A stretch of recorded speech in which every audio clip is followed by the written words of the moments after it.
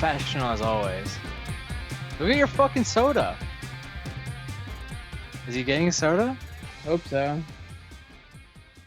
Are we rolling? I think we're rolling. We might be rolling. It's fucking amazing.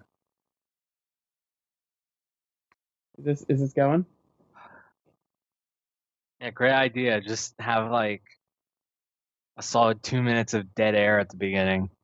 Yeah, I mean, we've had worse beginnings.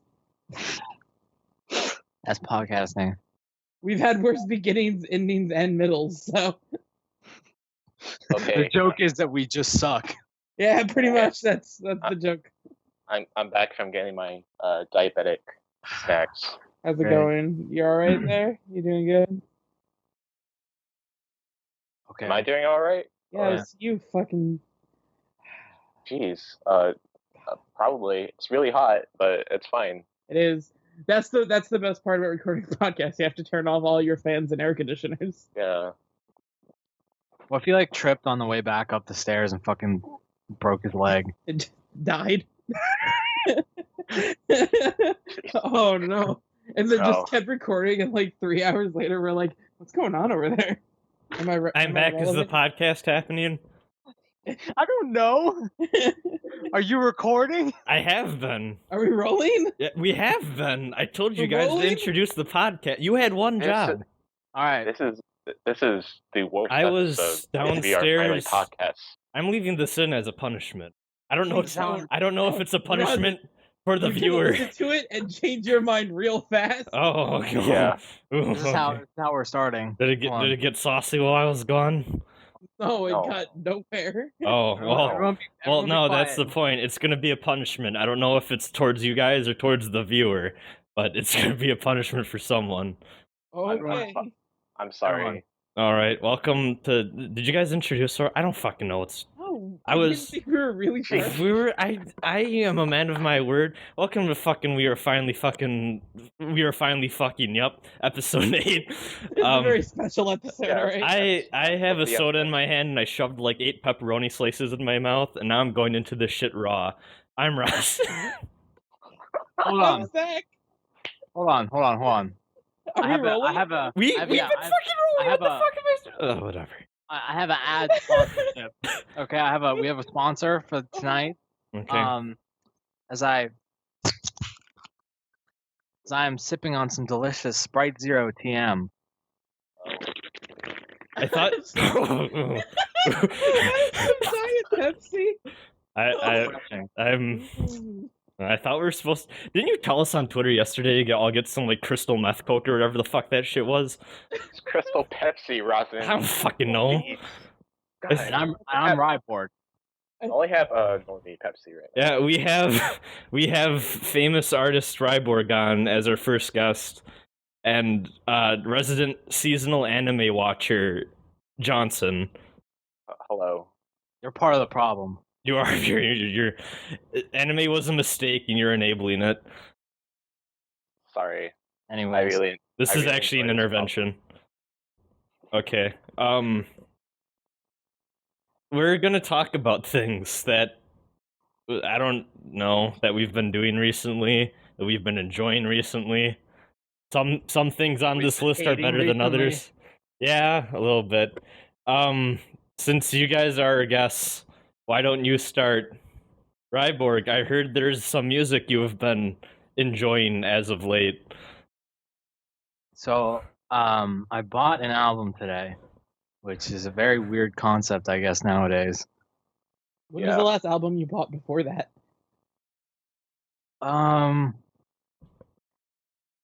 That should be your answer right there.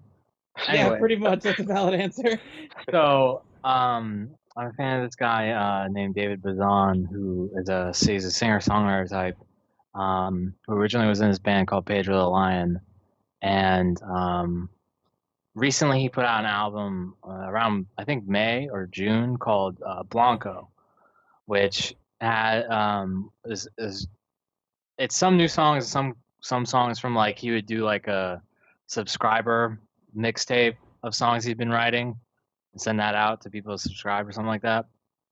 And he put some of them on there. But what's pretty good album. I think I like it in terms of tone because there's a lot of more synth work. The last one was more rocky, more indie rock, more guitar and just guitar and drum and bass instrumental. This one has a lot more synth and drum machine, which is a refreshing change of instrumental pace.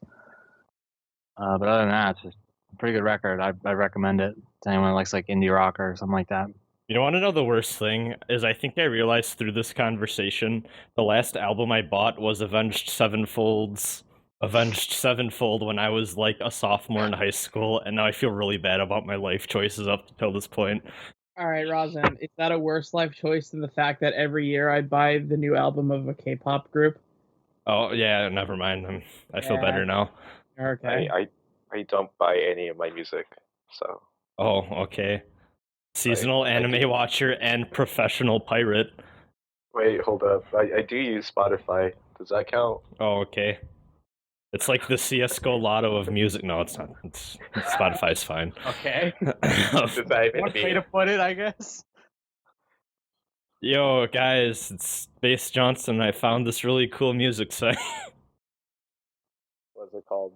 SpotifyLotto.org. Oh, okay, sure. I'll check it out. Thanks, Rosin. Awesome. Let's Spotify TM. gamble our MP3 files with children for God, profit. what is this joke happening right now? I raise you 3 of this anime opening for 2 of your Lady Gaga songs. I think this is the first time I've ever recorded a podcast on a Monday, and I think it's showing. Oh, this is great. We're gonna keep going. It's really bad. That's Like- this joke. Like usually WAF episodes get they're like some decent awkward discourse like for about the first half, and then the second half everything's just garbage, but it's kind of fun. This is just we're skipping act 1. They're getting the purest experience right from the gate. Yeah, pretty much. Purist. Mm-hmm. Absolutely purist. Yes. So, anyways, Speaking of things, I'll check out that album. I always am looking for, like, I always look to try new music, so I'll definitely give that a shot. okay. Yeah. Same. It's just David Bazan, Bazan. You can find him on YouTube, and I don't think he has a Spotify page actually, but you can find him on YouTube definitely. Well, guess I'm never checking him out then. All right. Nice. Anyway, all right. I don't know how to do a segue, so like That's all right. Normally I try to do segues and they fall apart, so can't do this. I can't really transition to this fucking indie rock record that I've been listening to. well, you know what has Also, some rock Street tracks in it. Fighter, like well, speaking of Street Fighter. yeah, sure you can. Yeah. Let's sure. talk about Street Fighter V's latest patch. There hasn't been a patch. They put up a development update on Capcom Unity. Oh, okay. This shows you how much I've been following up with Street Fighter. Hey, Frozen, let's drink our sick beverages while we listen to some. Oh Street yeah, Fighter listen to Hot this Dog. dank Diet Coke slurping. Alright. So I guess you and me and Ryb0rg play Street Fighter on this podcast. Great. So I come to realize that you actually probably play like Skullgirls more, right? I guess. Okay. Yeah. Probably. Yeah. Yeah. So today, with Jury coming out last month, they put out an update that they're gonna do next Tuesday, I believe. Yeah. Actually, no. Actually, it's tomorrow. Okay, it's tomorrow. The update's tomorrow. That's why the server is down right now. Okay. Yeah. So they're doing they're adding more to the rage quitting penalty because it's already gone down with what they implemented. They're not super clear on what they did, but I believe right now what it does is if you rage quit against an opponent, you lose points and you lose the points, and I think you're locked for 2 hours, right? well I think that already happened with the first penalty. Yeah. That's what I'm saying. Yeah. I think they're gonna make it longer. That's what it sounds like they're doing. They're doing a longer time. That's pretty much all they mentioned for August. But September, they're saying that there is going to be the first double fight money event where playing ranked will get you more fight money on the weekend of September the 2nd to the 4th. Yeah. And they will also be adding a versus CPU option, which a bunch of people have been asking for. Daily targets, so like daily challenges that will get you fight money. hmm Fighter profile updates, which I hope makes that fighter profile feature actually work, because that's It's that's not. such useful. It's non-existent right now. It's non-existent, but like KI had something like that where after a match it would tell you how many times you threw, how many times you use this move. Like I have that problem. I don't chop that much with Alex, so I'd like to know. It's like, okay, you don't chop, so use chop a bit more, and the game would tell me. They're gonna add. They're gonna give free colors to season pass holders.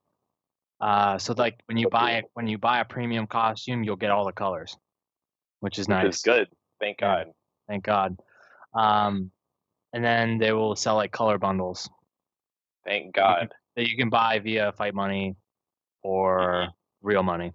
You don't have to go through that god awful survival mode anymore. Yeah, anymore. And they just say and more to be announced. So probably hear something about Urian if he's not coming this month, which is fine. They should take time on him. I don't want him to come fucking stupid. But that's pretty much it. And yeah, they're gonna. I'm excited about what they can do in the future with that game. I think the core gameplay right now is really good. Yeah. It's fun. I think it's fun to play. I have a character I really like to play and feel confident with. For the most part. Same. I'm not playing until they add in 12, the best Street Fighter character. Oh. Yeah, the most useless fucking character. Not super. They can salvage him. He's just a stupid pudding man. They can make him into an even better pudding man. He's somewhere in the story in this game. Wait, get the fuck out. Yeah. What? Yeah. Yeah, that's awesome. It's transitioning to Street Fighter 3. Yeah, that is true. So I guess that makes sense. Yeah, they'll probably put more like the Sean's in there. Sean's in the story mode. Well, that makes sense considering Laura is Sean's sister, right? Or something like that. Yeah, that makes sense. A Laura player almost won a fucking Capcom Pro Tour event. Almost won a fucking Capcom Pro Tour event. I couldn't fucking believe it yesterday. Some fucking like Costa Rican guy, I think. I mean, he's probably not Costa Rican. This is a guy that went to the Costa Rican event. I think his name is Will Tupac, and he's a very relevant lore player. And he had to play against fucking Justin Wong, which I'm sure was fucking fun. I hate playing. It's like one of my least favorite fucking matchups. Oh, I have this button that's fucking amazing, and you're just not gonna get through it. It's like, okay. Oh well, that's me with Chun-Li. So. Yeah, standing fear. Great. Yeah. That's fun to deal with too. But yeah, in terms of like Street Fighter 5 impressions, so far, yeah, I really enjoy the game. I wish the netcode was better because I'm an annoying warrior. Desyncing is still a problem, even though it's been like 6 months, 6 or 5 months since release. Yeah, I hope what they do with the game is good by next year at least, because I'm really loving it so far. But it's kind of at the moment. Yeah, like the core gameplay is like really good, but like everything else around it's kind of just kind of touchy. But I think like over time they can put more into it and make it a bit better. Speaking, okay, never mind. Let me finish your thing. Okay. I got too excited. You fucking asshole. I know. Especially like the daily challenges. I thought that was a really cool idea.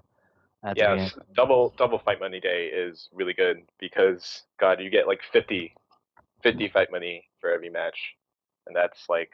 You get more if you win, though, right? You get like 150. You get like 100 then, I guess, but then you'll get like 200. Yeah. Which is pretty good. That's good for grinding for characters. Yeah. But I already got the season pass, so I'm good. Yeah, it's like I have a job, so I can just buy it if I need to. So yeah. I've been able to buy 4 characters, so that's pretty good. I did like how that kind of worked out. And it's just like, you know, fucking premium costume, pay money for it. It's like, why not? I did it in fucking 4. You know, why not? And it's like, I like the option, because in 4 it was like buy a pack, and it's like, I don't really want to buy like, you know, $15 for all these fucking costumes I'm never going to use. Whereas like this, it's like, okay, I just want the one for the one character I play. Like that, they're going to have that Third Strike Alex costume. I'm so excited for that. Yeah, That's good. I want those. Your character gets those fucking Aki Man costumes. Yeah, that too, which is great. Best character in the game. With the Best character that you have to. She's the best character in the game, but you also have to work hard. Yeah. I'm good at working hard. Don't worry. Shut up. Yeah, me too. I play a fucking grappler. Shut up. Anyways, what was your hot segue? Hot meme fucking Harambe segue. Speaking of Harambe, you know what else was dead before it could reach greatness? Gundam Extreme versus Force. No. You could have segued into the Vita, but go ahead. Well, I mean the Vita as a whole, but yes. Yeah. The Vita's the Harambe of handhelds. That's what we're going with. But that's too much, man. You've gone too far. Okay. Vita Anyway. doesn't have that much respect. Oh. That's true. Oh. I have a Vita.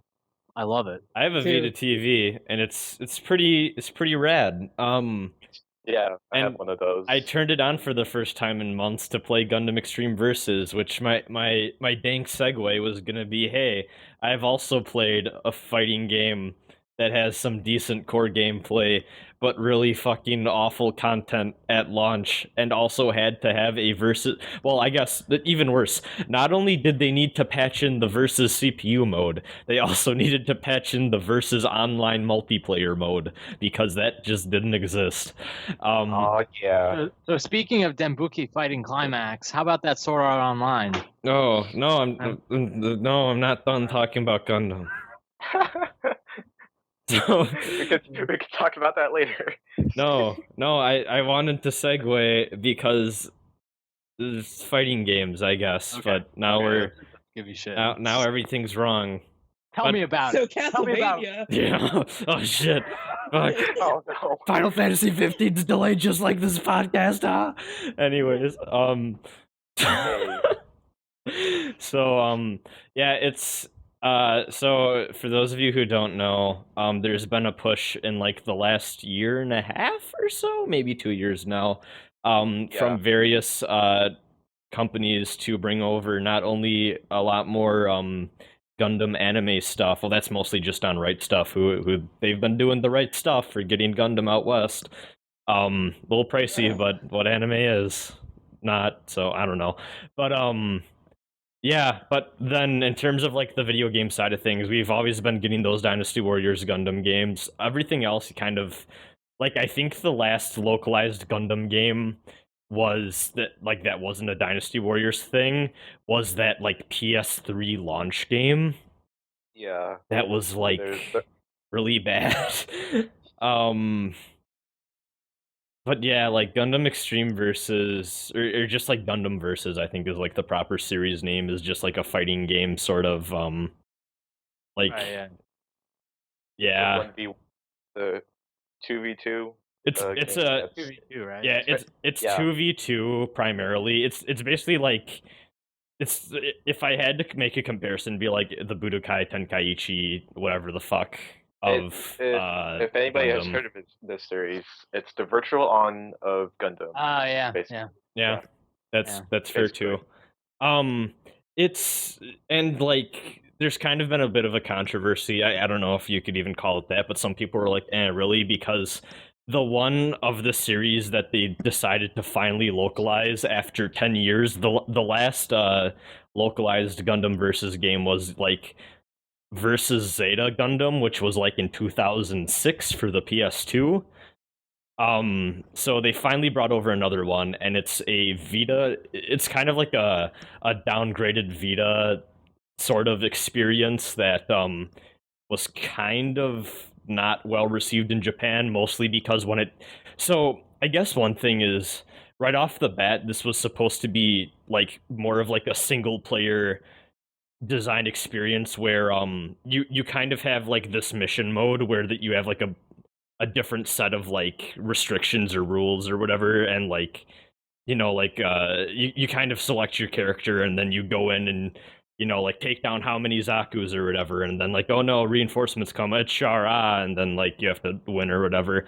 And it was supposed to be kind of just this game where you kind of like go through all these different missions and then get like the in-game currency or whatever and just kind of go from there. But I mean, the series is kind of like a fighting game thing, and like there's a lot of the reason people played is for the multiplayer. So when there was no multiplayer anything at launch, like Japan just freaked the fuck out and they're like, what the fuck, guys? And they since have patched in online multiplayer, which I tried finding a match and like I waited like 5 minutes and no one else was playing, so I'm like, oh, I'm gonna stop that. The versus CPU mode is like fine, like it's honestly like all I really wanted to really mess around with, just because I'm like, hey, Gundam stuff. The one thing that really kind of stuck out to me though was like going through the stage selection for that game. Man, Gundam as a series, not a lot of really memorable landmarks if you think about it. Like I was like, oh yeah, They have space. They have space. They have colony laser, which I'm not sure which colony or which laser it's referring to. They have the moon. And then it's like Texas Colony, and I'm like, I know Texas Colony. Yeah, that was Data, right? Yeah. Well, I mean, I think and then now Origin, I guess, but Yeah, don't you mean it's in Gundam the Origin? It's in there too. Oh right, never mind. That's where I know. I think it's not. I think they actually are in Texas in Zeta, like on Earth. No, there is a Texas Colony in Zeta. Yeah. It's either Zeta or the original. They go to Texas Colony. It's definitely the one from one of those two, because when they go there in that show, all I remember was like, oh, it's like a barren, like shitty, like wasteland type of, like rocky wasteland type of place, and that's basically what it is in the Just game. like Texas. Oh, Ohio. I mean, I guess, but like that's the thing is that like when you think about those places, like Jaburo and Abawaku, and they don't have anything like that, which is weird. Dakar. Oh, okay, they do have Dakar. That's the other one I noticed. They do have Dakar, but it's like Dakar. What's Dakar? It's a city. It's a city, and guess what it is in the game? It's a city. So like, it doesn't really work as like a weird stage. You know what I'm saying? Yeah, it's. I mean, to be honest, all they really need is space, in my opinion. And like they have like Messiah, which I'm like, what the fuck is that? And it's just a space battle, but it's called Messiah, which I'm like, that's a great stage name, I guess. But I'm sure it's referencing something. yeah, That actually is a good bullshit name. Yeah. Other than that, like, I mean, the core gameplay is fine. It's fun. The only thing, and I'm not sure if this is like a thing that's in the other games, just because this is the first one that I've really played for any reasonable amount of time. Like I downloaded the ISO for like one of the PSP ports of one of the other ones and played it for a bit, but I was like, this is in Japanese, I don't understand anything, whatever.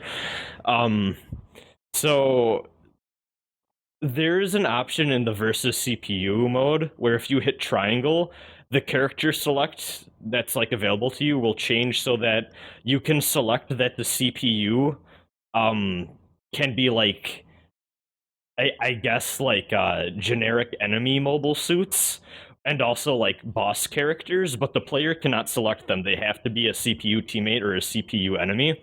So like, I mean, I understand why you maybe don't want to give the player the ability to play as Big Zam or the Psycho Gundam. Okay, I was about to ask. I was about to be like, can you play with Big Zam? You cannot play Big Zam, but you can have him either as an ally or as like a an enemy. And like the cool thing about like that is like they legit just have like a giant boss bar, and like if that boss bar gets depleted, like the other team just wins. Like they're like massive events style like enemies.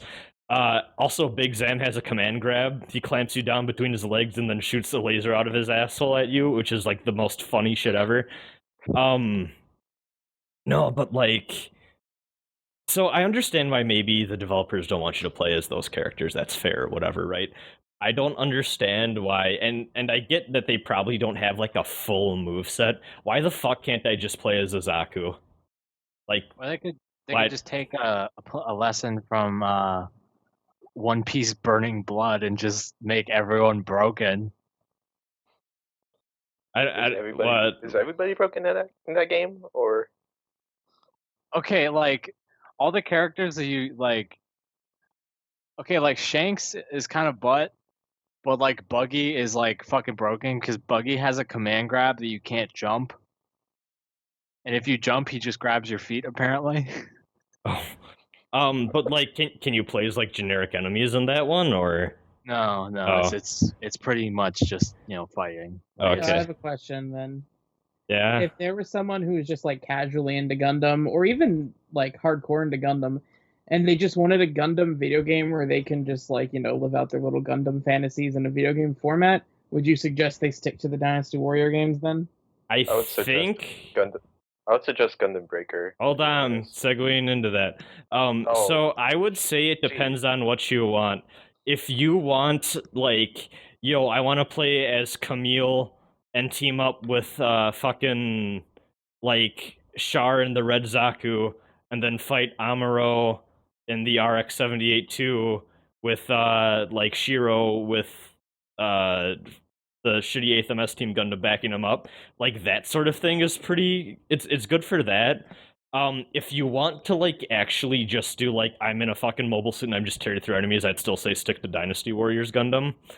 I think as like just a generic anime fighting game, it's pretty fun. The character selection, ignoring the fact you can't play as like the generic units, is pretty damn good.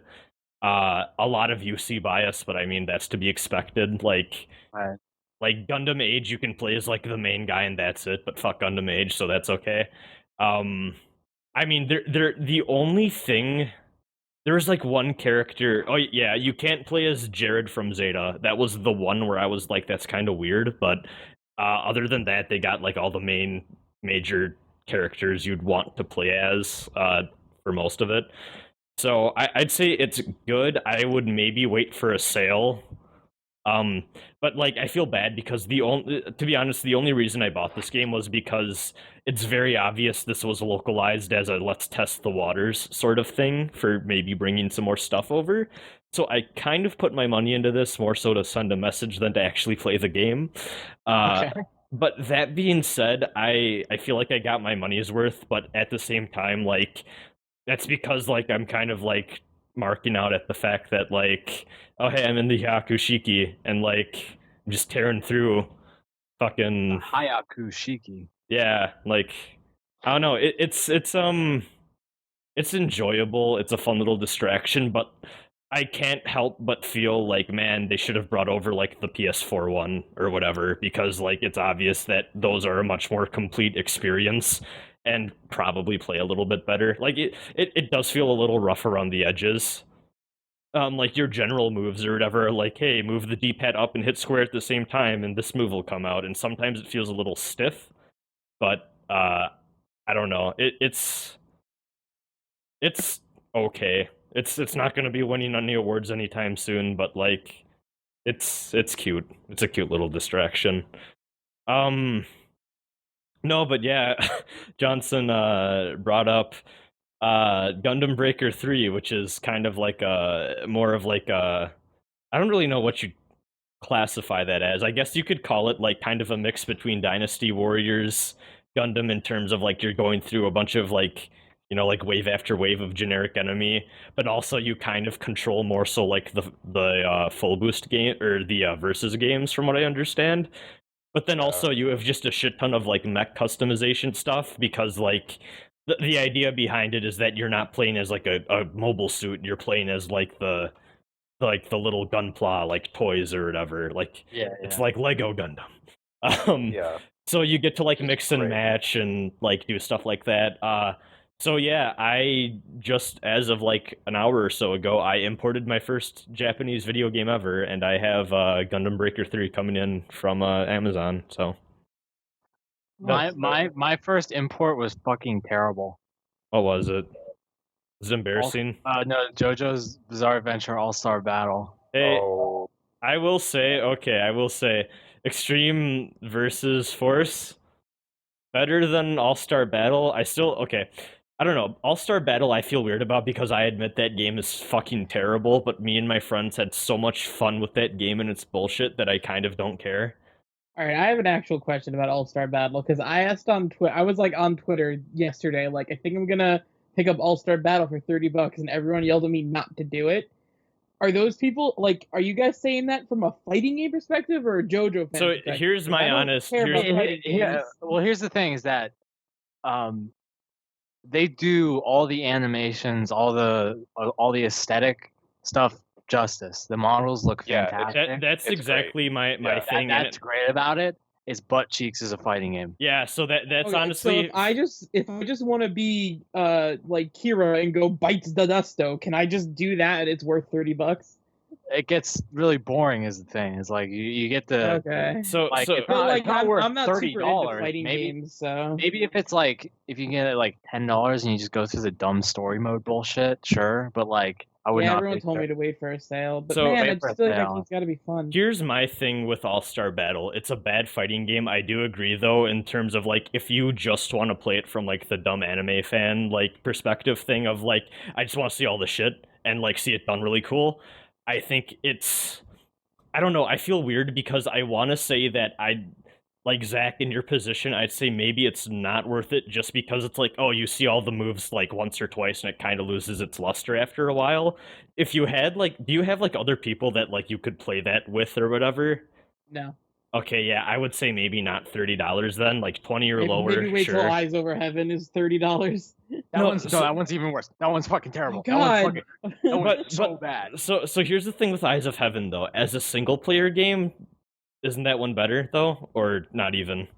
I mean, it just doesn't feel good. Like it's broken. Like the AI does not work. Oh. At least in All-Star Battle, like the boss fights are like hard, I guess. Like they're challenging, kind of. But like in Eyes of Heaven, they get like stuck, and Oh, you're just like, all right, I'm gonna hit you, and then it's like this is not fun or rewarding at all. I was gonna Yeah, buy but, Eyes like- of Heaven, but then I decided to wait just And because. then I it's the feel like same it's model. worth.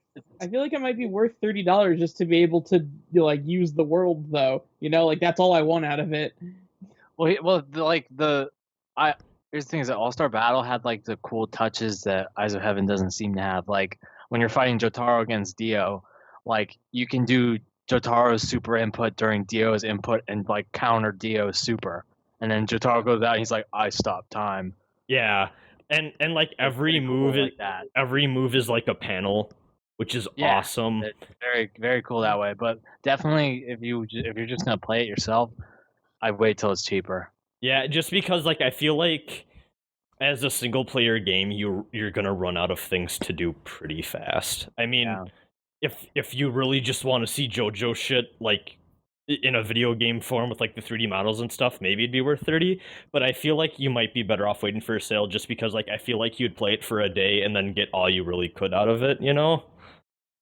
Yeah, I guess that's the best choice. I mean, I didn't buy it after what everyone said on Twitter, so I guess I'll hold out for a sale. Or you could view it like Super Robot Wars, where you can just watch all the fucking super animations and there's your fill. Yeah, I mean, There's your fucking fill. there's that too. I don't know. All-Star Battle, like that was like number 10 on I think like my favorite games of 2014 or whatever that was. And like I will maintain that when you have a bunch of friends that know how to play fighting games, at least like at like a somewhat competent level, and are also fans of JoJo, and you're just spending the time like hours upon hours like playing that shit game and just being like, man, this is fucking stupid, why does this game work this way? But also, oh, look at that cool JoJo thing though, it's a fucking blast.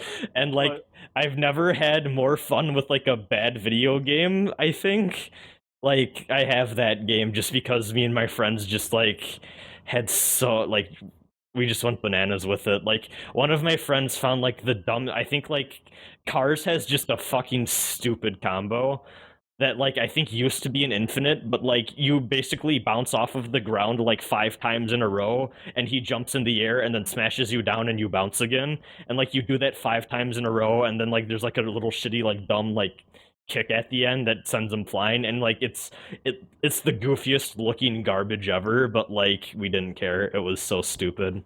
Right.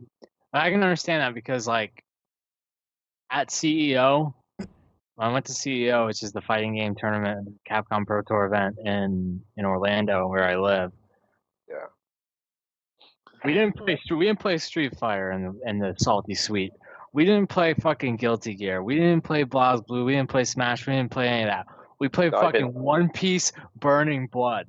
And we had so much goddamn fun because we found ways. Like Jesus Burgess, like that's like a big guy that's on Blackbeard's crew. He has fucking command grab. And it already does like 25% of your health. In that game, you can put assists on your characters that will give them like a ×5 damage modifier. So we had this motherfucker like doing 80% with one command grab.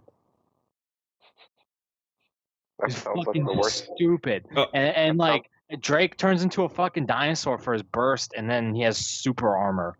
Same with Sengoku. He turns into giant golden Buddha and fucking has hyper armor. And we're just fucking breaking the game. It was so much breaking the game and getting incredibly drunk. And it was very entertaining. I do understand, the All-Star Battle. It's like you have a bunch of friends. Yeah, like when you have a bunch of friends, it doesn't really matter if the fighting game is good. Yeah. It's gonna be fun because you're playing with your friends. I do want to also add in one thing that I found cool about I'm pretty sure all the Versus games do this. Excuse me, I had something in my throat. But so a lot of anime, like licensed fighting game things or whatever, tend to like the characters that are strong or have like a shit ton of like super forms and stuff tend to just like default be better, and like even if they didn't intend for it, it seems like a lot of like the balancing of a lot of those games, especially like DBZ games or whatever, goes in favor of the it goes in favor of like actual like canon tiers, even if they don't intend for it, which is funny. But that was a phrase that we used a lot when we were playing One Piece Burning Blood. Is that like we were like, yeah, fucking Whitebeard has cannon damage. Oh Jesus. And it's even funnier because pirate ships, but anyways. No, but like so they do this thing in I think they do this in all the Versus games. All of the characters or like all the mobile suits that you can pick from have like a cost or like something like that where it's like a scale that goes from like 1,000, 2,000, 3,000. And that's kind of like their canon, like how good is this mobile suit thing? Where like the general like, like Char's Zaku 2 is like 1,000. It's not the best thing in the world, right? And it plays like that. Like you can throw a heat axe and you have like a really little shitty like beam rifle, and that's about all you can do, right? Like you can't do much. Oh, well, what I will say though is you kind of have like 4 moves, like square, triangle, and then hold down a shoulder button, and then one of those buttons. And when you hit right bumper and triangle, Char goes 3 times faster for a little bit, which is the best thing ever. 3 times 5, right? Yes. That means it's 3 times 5. Yep, it's called triple speed. It's the best move in the game. I love it. But so like that's like a 1,000, but then you get something that's like, I don't know, like I think the Strike Freedom is like 3,000 because it's fucking OP or whatever, right? And Kira is Jesus Christ. Yeah, exactly, and that show's terrible. But yeah, you like it's like Sword Art Online. Yeah. Oh no, we're blowing our load again. But like when you're playing like a 3,000 level or like Unicorn or whatever, like you're doing like really fucking good. Like you have a lot more options. In general, you feel a lot more powerful. However, where like the balancing factor comes in is that you don't have like traditional life bars in a sense where, well, I mean, you do have like health, but when that health depletes, you get basically whatever the cost of your mobile suit is, that's how much damage gets done to the team life bar. So like if Char's Zaku gets shot down, it's only 1000 HP out of the total team's life bar. It's not the end of the world. However, if the fucking Strike Freedom goes down, you've lost a third of the match already just because you died once. So there's more risk in playing a character like that if you're not particularly good, I guess. Like the skill floor, I guess, is like, or yeah, like the skill floor is higher, but if you're not good enough at the game to really like make do with that, then the characters or the players that are selecting lower tier mobile suits but are better than you are going to be beating you faster than you are to beat them because you have to kill them more times. And that it kind of balances out like that. And I thought that was a really cool solution to kind of that problem I see in a lot of anime licensed games. Also, though, too, they do have a thing where, like, if you want to customize in the options, you can kind of just make them all, like, equally, like, skilled. And, like, there's kind of like a uniform, like, balancing mode in there within the options you can go to if you would just prefer it to be more of a traditional fighting game, too, which is neat, so. Right. But yeah, that's all I wanted to talk about with that shitty Vita Gundam game. I'm excited to play Gundam Breaker 3 though. That's going to be cool. Yeah. Speaking of anime things, Jawnsunn, you've been watching Sword Art Online, and why? I don't know. Please I explain. don't know why you're doing that to yourself. It was, Yeah. It was an awful experience. I wanted to watch it because, you know, I just wanted to give it a chance, you know. How bad is it gonna be? And holy shit, it was pretty bad. Yeah. It was quite honestly, it wasn't the worst thing I've seen, but it's up there. Would you say it was a Stranger Thing? Oh no! Oh. Would you say it was a Oh, No Man's God. Sky? Oh, whoa. Shin Megami I- Tensei too. Anyways. No, but man, that show's writing and oh my god, fuck that show. I don't understand why people like it. I don't understand why I watched it. Because if I can pretend that I'm Kirito, I don't have to focus on the people shoving me in lockers in high school. All right, I'm gonna come out here and say something, okay?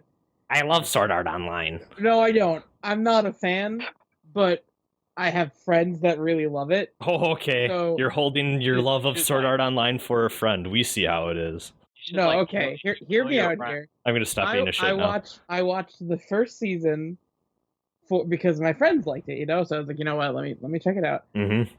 I will say I did not think the writing was very good. It's I not. think maybe the hatred for it is a little overblown. I've seen a It's lot over. worse. It's horrible. It's horribly, cliche and average. That's about it. It's not the worst thing ever. There were a few moments that were like, I see why people like this, you know. Personally, I skew a bit more towards .hack sign. .hack sign is my go-to of that genre for the past 10, 15 years. But yeah, I don't know. It's got a lot of problems for sure.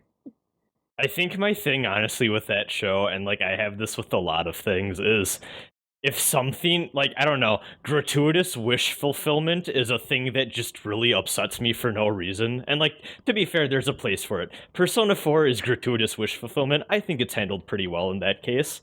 But, like, when it's, like, the most generic, tropey, cliche sort of, like, self-inserty sort of thing, that's where, like, I start to go, like, and, like, I watched, like, 12 or 13 episodes of Sword Art, and I was just like, I can't anymore.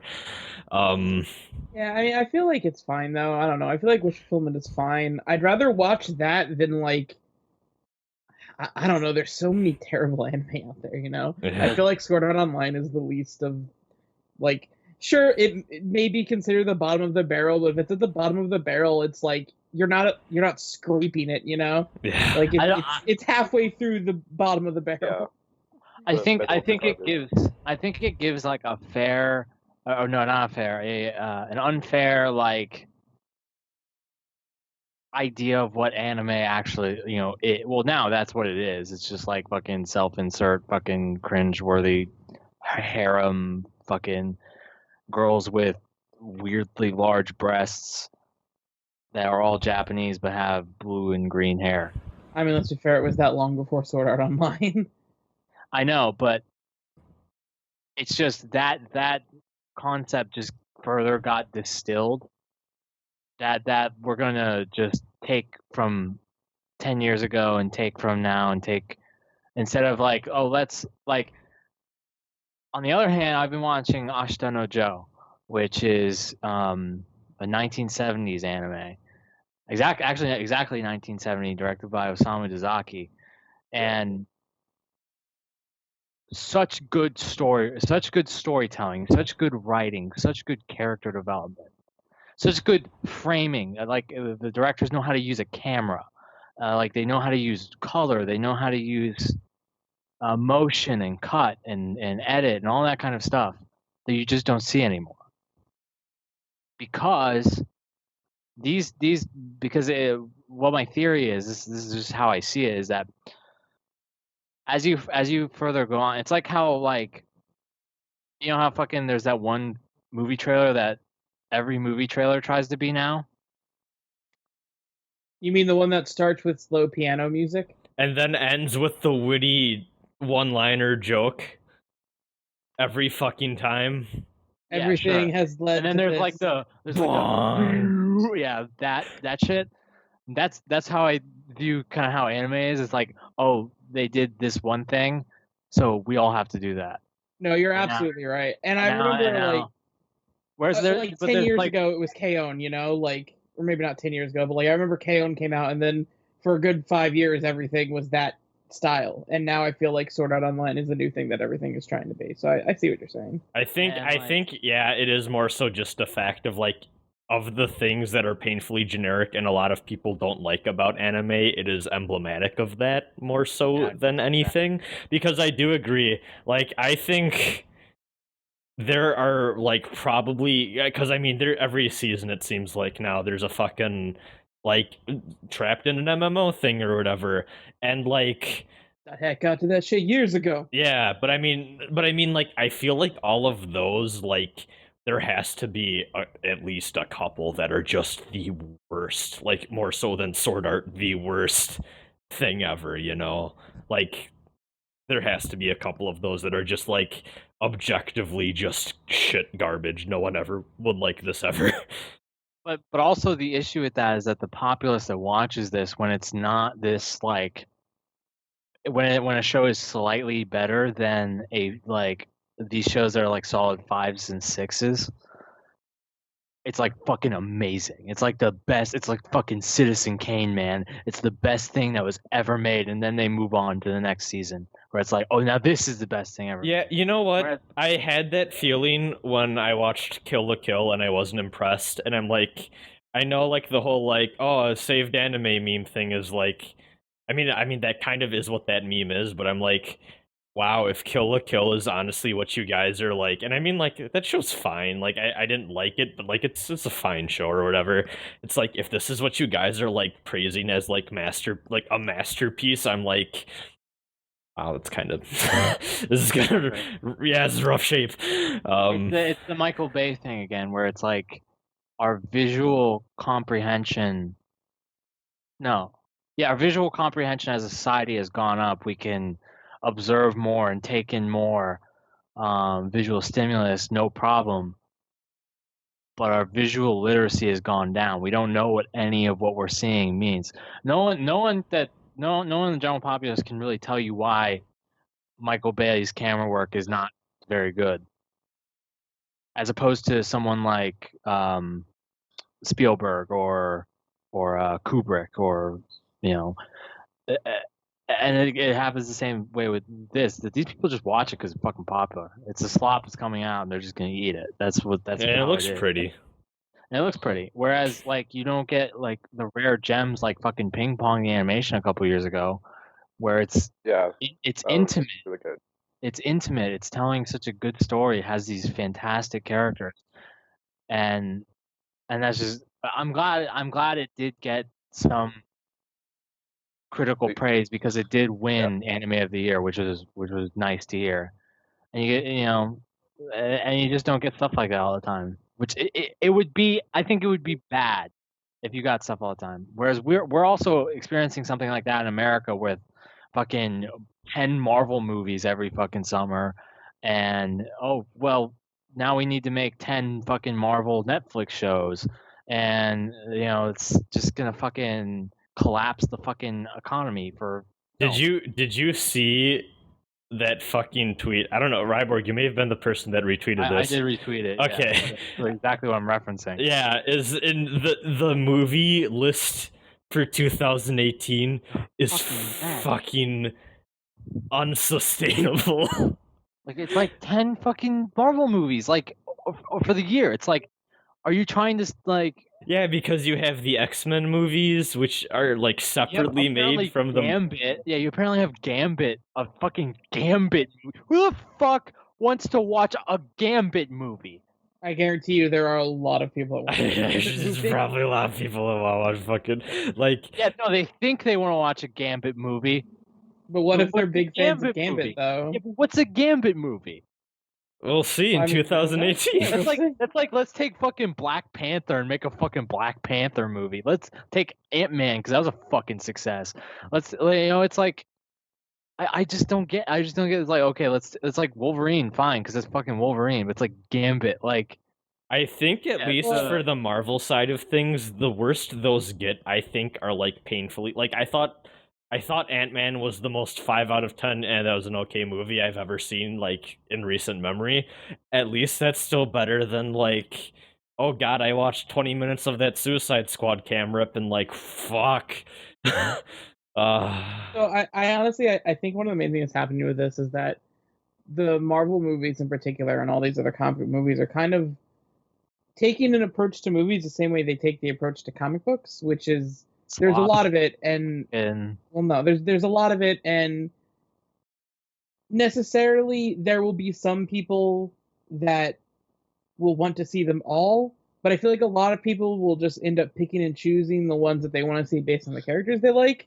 And I mean, as long as it works and people continue to watch the movies, I think that's fine. Like, I don't think it's necessarily hurting other movies. Like, we're still going to get other movies, as long as people. I feel like it's okay to like something that's not necessarily high art. It's okay to want to turn your brain off and enjoy a summer blockbuster. Yeah, I know, but like it's still there's an oversaturation, and I think that's Well, I think naturally it'll work itself out, because eventually people will get sick of it, and like there was an oversaturation of teen vampire dramas for a while.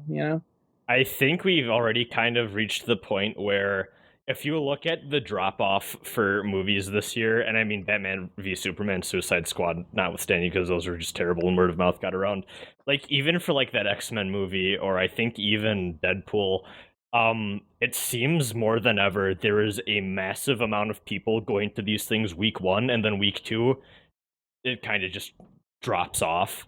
Like, yeah. I think there is a dedicated, and I mean, I would include myself in that week 1. Like, I saw Deadpool day 1. I saw Batman v Superman. I wanted to walk the fuck out of the theater, but like, I was morbidly curious, so I had to. I didn't see Suicide Squad in theater. I don't want to waste my money on DC movies a second time this year.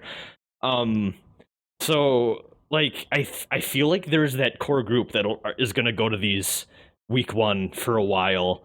And, like, I don't think they're going to get sick of it, per se. And I feel like a lot of that, is, like, comic book people, which I'm not. But, like, every time I go to one of these movies, like, day 1 or day 2 or whatever, it's a lot of people in, like, the shirts or, like, the hoodies with, like, the logos and stuff on it. So I think a lot of the comic book fan base and, like, core fans are going to stick around. And I think they may be enough to sustain it, sort of thing, but I think a lot of the general audience is already kind of moving on. Like, I mean, like, Civil War was, I think, the most, like, Civil War, and I mean Batman versus Superman, I think were the most, like, 2 biggest, like, superhero things this year, and even then, I don't think I didn't see the level of excitement in like the general culture as much as I have since like the first Avengers. I think that was like the peak of that.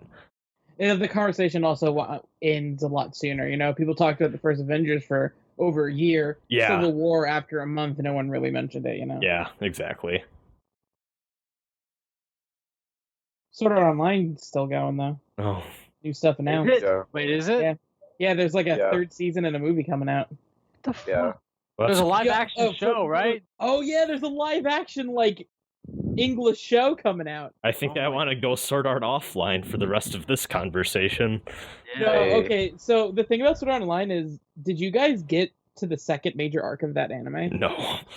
Because What? it is really like I know you guys are saying like it was garbage from the beginning, but like it really makes the first arc seem like a masterpiece. How Oh. even further downhill the quality of that goes. Because I thought the first arc of Sword Art Online, including all the like one-shot episodes at the beginning, it wasn't very good, but I didn't hate it. You know, it was watchable.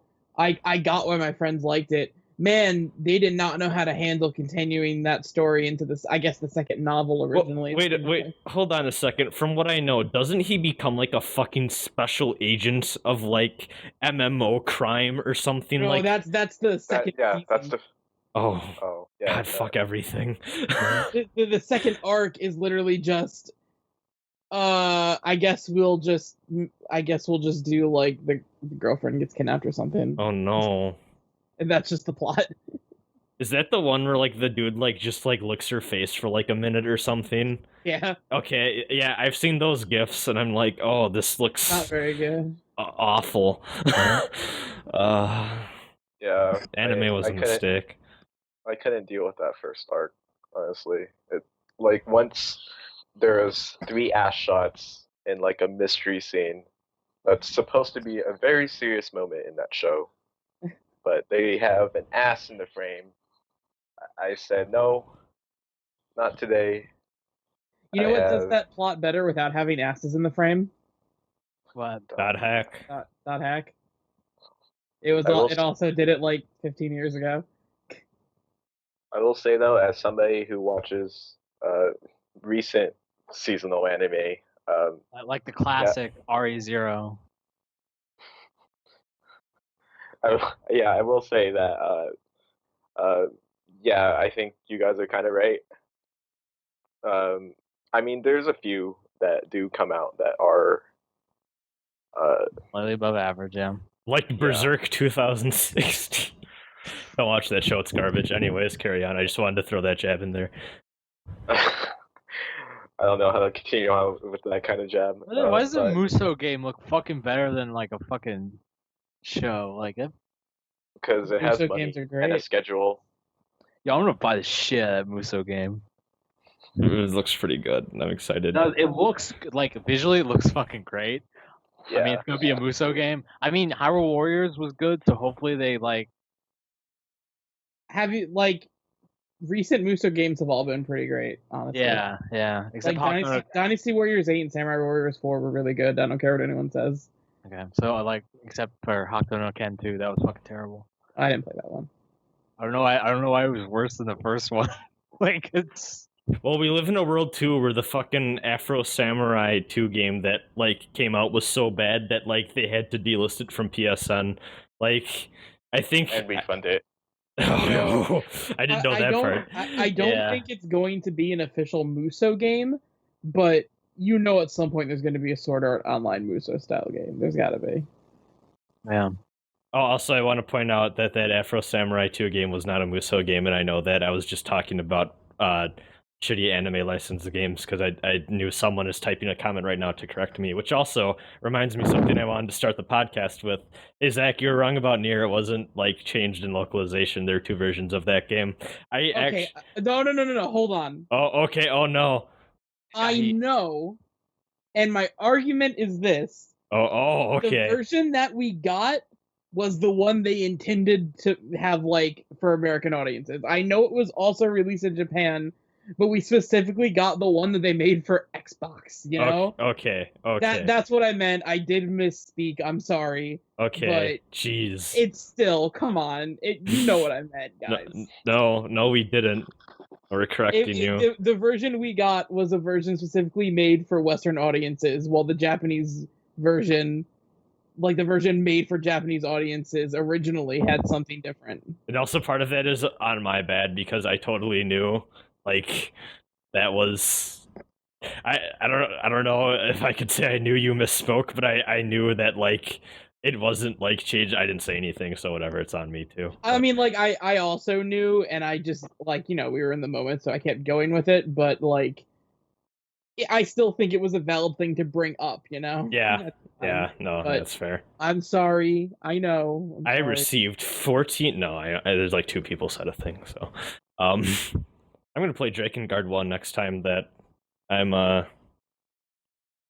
around to play video. I don't know how the fuck I said like that, but I want to play Drakengard and Nier and all that jazz. Yeah, before. I'm on the cusp of really wanting to get into that series, so maybe we'll talk. I've been curious about it for a while, and like I just never have. I keep cutting off Jawnsunn talking about Sword Art Online though. You act like I haven't been doing this on purpose for like the past 30 minutes. So, anyways, carry on, Jawnsunn. I was just gonna add that if you want a good airing anime that you should watch, you should watch Mob Psycho 100. It's got the guy who did the Full Metal Alchemist Brotherhood fight scenes directing it.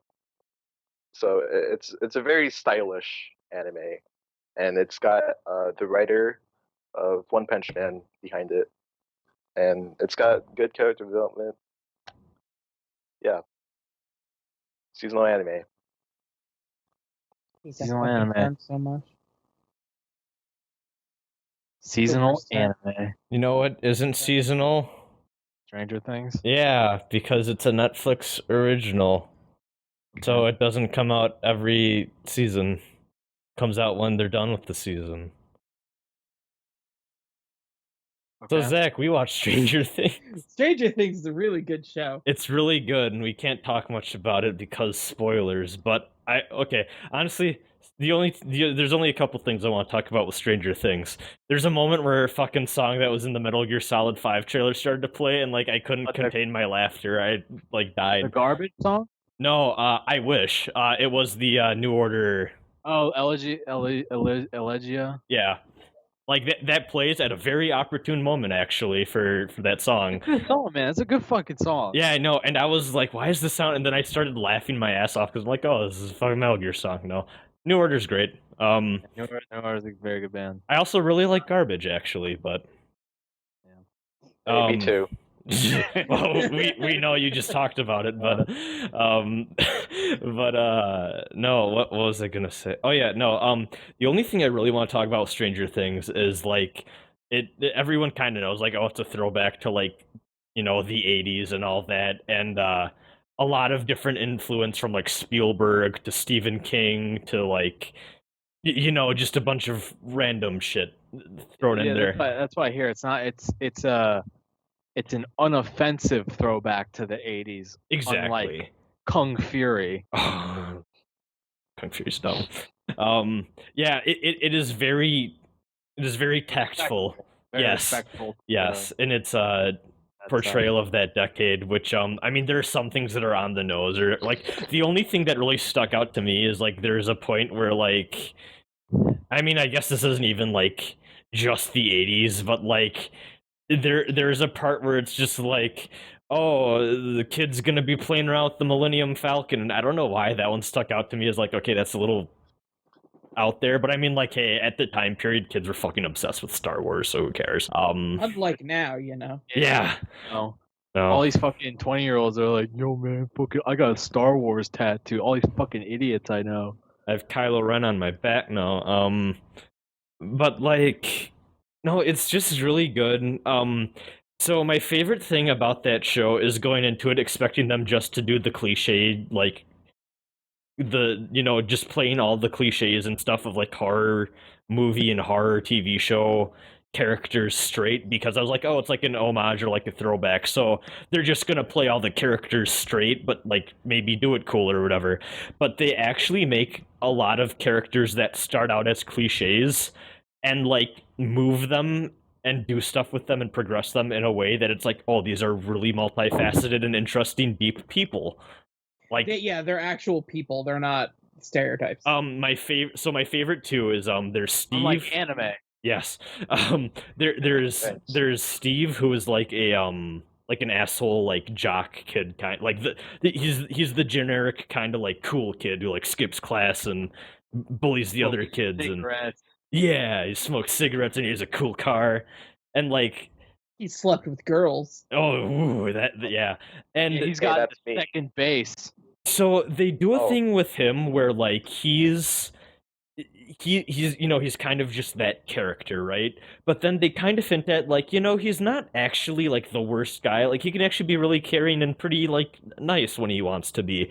And then they do a thing towards the end, which I don't want to spoil too much, but like they basically outright say he's actually really not that bad of a guy. It's just he hangs out with people that just and like he hangs out with the wrong crowd, and like just by hanging out with them, he becomes an asshole. Like they rub off on him, and like he's very impressionable.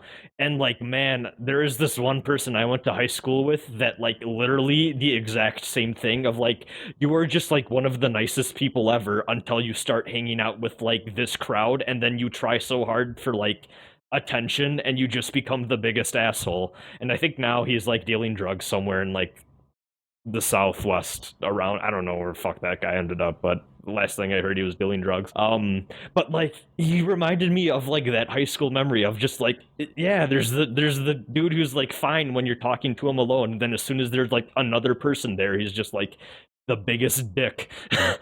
And then also too, there's Hopper, who is kind of like the town sheriff dude or whatever, who like at first is like, I don't believe in all this, like, you know, wacky crazy shit going on or whatever, and then as soon as he gets like viable evidence that okay, maybe there's something nuts going on, he's like, fuck it, I'm just gonna go with it.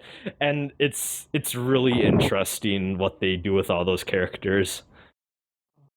I did want to say one thing about like the whole 80s throwback thing. I feel like that's the focus of what a lot of people talk about with the show, and it maybe gets a little too caught up in that, because honestly, like, if you hear 80s throwback and it turns you off, I would still recommend giving it a shot, because it doesn't, you know, it's not about the fact that it's set in the 80s exactly. Agreed. It like, you can still enjoy it even if you don't care about the 80s at all. It's totally a secondary element. I mean, even I honestly, like, I'm a total 90s kid. I don't give a fuck about the 80s. It's such a secondary element, and like I think it adds a lot to the show, even though like I'm not like a big fan of the decade or anything, but like the music choice is on point. It is the best use of Africa, the song I have ever heard in my life. I laughed my ass off. Like, I mean, the kids reference stuff that like, you know, kids would be into at the time. They play D&D in the stupidest way possible. Just other stuff. Also, too, that Curiosity Door line, I don't remember exactly how it goes, is the best line I think I've heard in anything in a while. I don't know if you remember what I'm talking about, Zach. It's near the end, but I don't remember. It's when he calls, one of the kids calls someone over the phone, and they're like, "You always challenge us to open up any curiosity door that we come across. Why does this one have to remain locked?" or something like that. And like that killed me. No, it's a really good show. Like, I don't know, like, they're doing a season 2, which they've outright said is a continuation, which, like, I hope they don't Daredevil season 2 it, but we'll see. You know, I have an even better comparison for that personally on me. So, like, one of the things I love so much about this first season of Stranger Things is that it's paced really well. Like, every episode is paced perfectly, and it doesn't really feel like it adds any filler, and it's only 8 episodes, and it's like, it's a show that you very much put on and you just want to watch to the end. And it's one of the strongest like single seasons I can think of. Yeah. And a couple years ago, I watched the first season of a show called Orphan Black that I thought was super interesting, and I thought it was also really well paced. And then season 2 came out, and it was just like so self-indulgent in the fact that it had a fan base and it was garbage. And like ever since that happened, where like a show went from really good to garbage in between seasons, I'm like terrified of season 2s now. You So I know, really hope that this doesn't. That kind of what you just said kind of reminds me of like American Horror Story, where it like started really strong, and then it just fucking fell apart.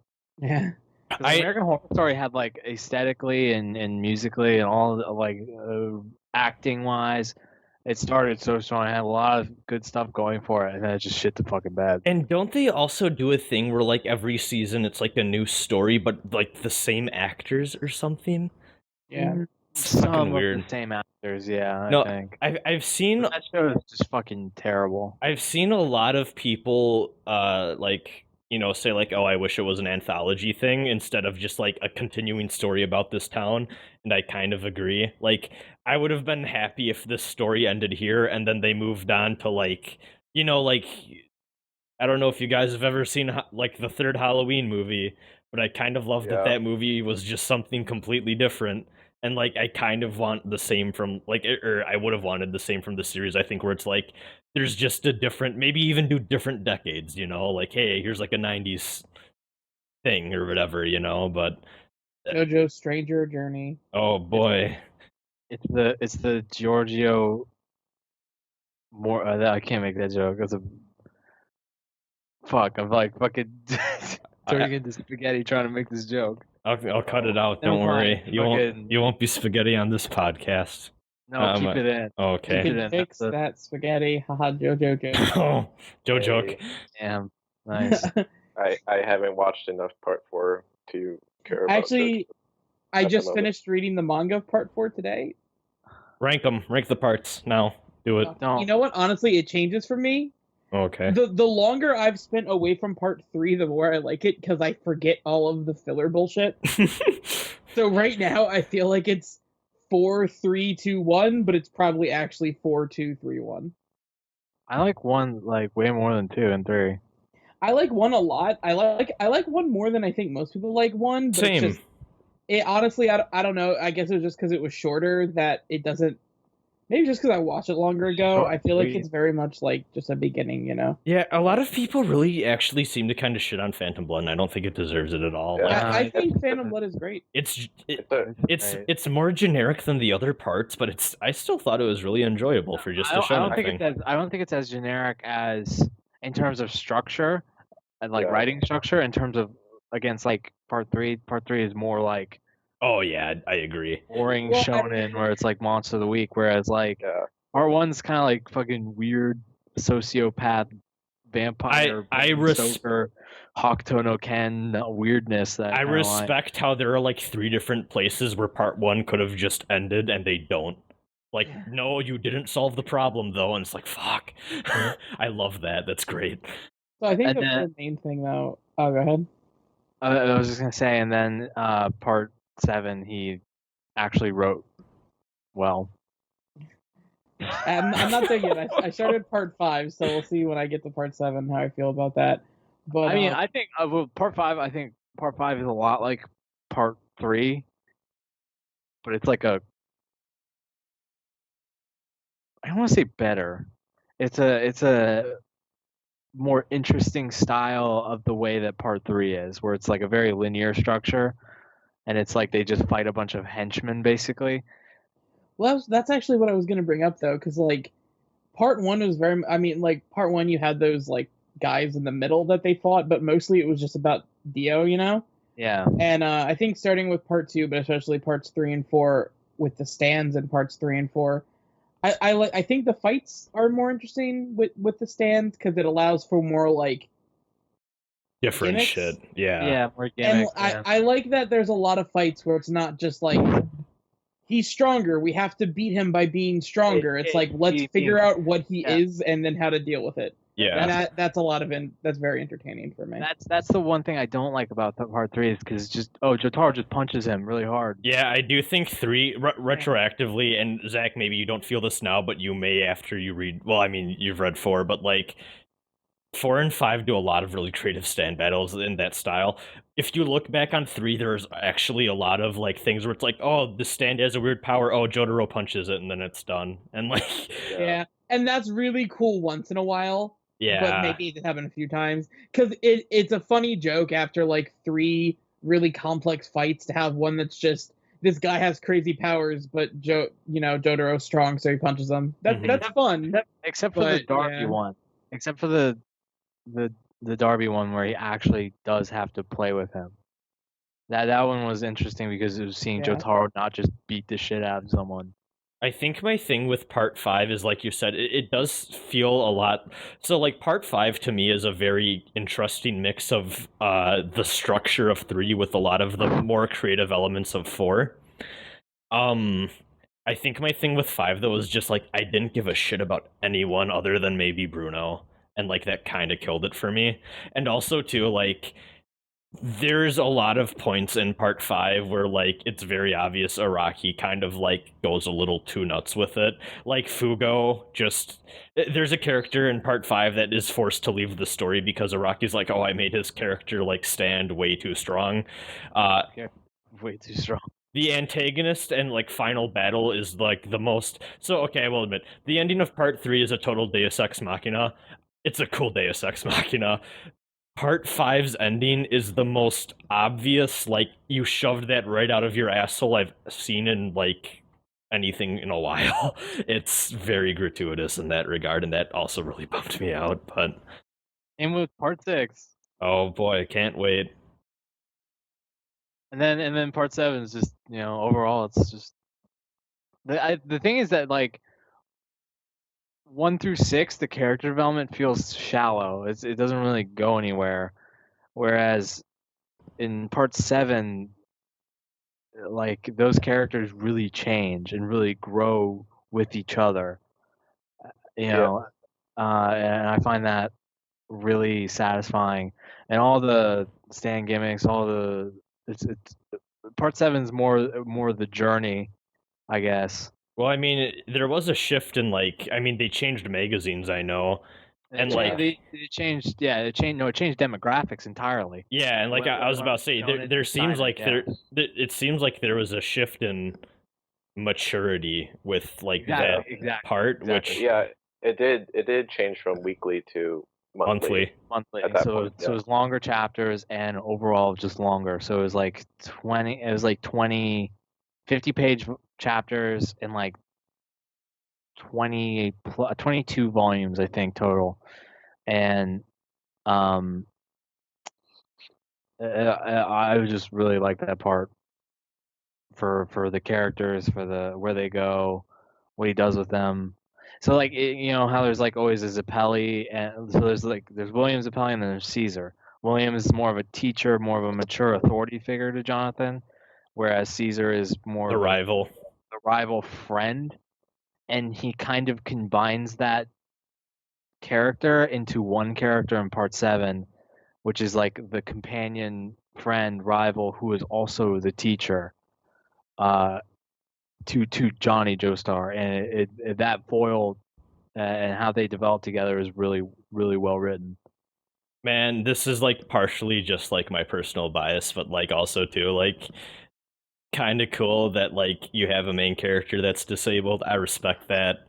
Yeah, exactly. That's just kind of like a personal like relatability thing, but like his stand grows with him, which is really cool. That's another thing. His stand develops with him. It's not just it's just not just like I can stop time for no reason. Yeah, it's not just like out of the gate fucking one thing. It's like it grows and develops and becomes able to do different things over time. Okay, based on how he like learns and practices and overcomes adversity. I actually do want to go, Zach. So would you say you enjoyed the Kira fight more or less than the Dio fight? Less. I like Kira a lot as a villain. I like him a lot. I think the Dio fight is better. Okay. I feel like I agree with that. The Kira fight, I think, was more like creative, but also too like I felt like the Kira fight kind of went on a little, maybe too long. I think that comparing two completely different things, though. They're very different. And honestly, like better. The last like I don't want to say too much because I don't. The anime's still airing, so I don't want to spoil it for people. But like, Kira gets a lot of focus in that last like 1/4 of that manga, and that's all great. Like every scene with Kira in it is great. I love him as a character, but the actual fight itself, Part 3's final fight, I thought was a better fight. Yeah, it's a better fight, but the thing is that really, what I like about how Kira goes out, it really says a lot about his character. He whimpers out because he's that kind of slithery, manipulative piece of fucking garbage. And honestly, they do that really well too. I feel like a lot of people don't really mention Dio's last lines a lot that I've seen, but I love that his last lines are, just him going, "I'm Dio though."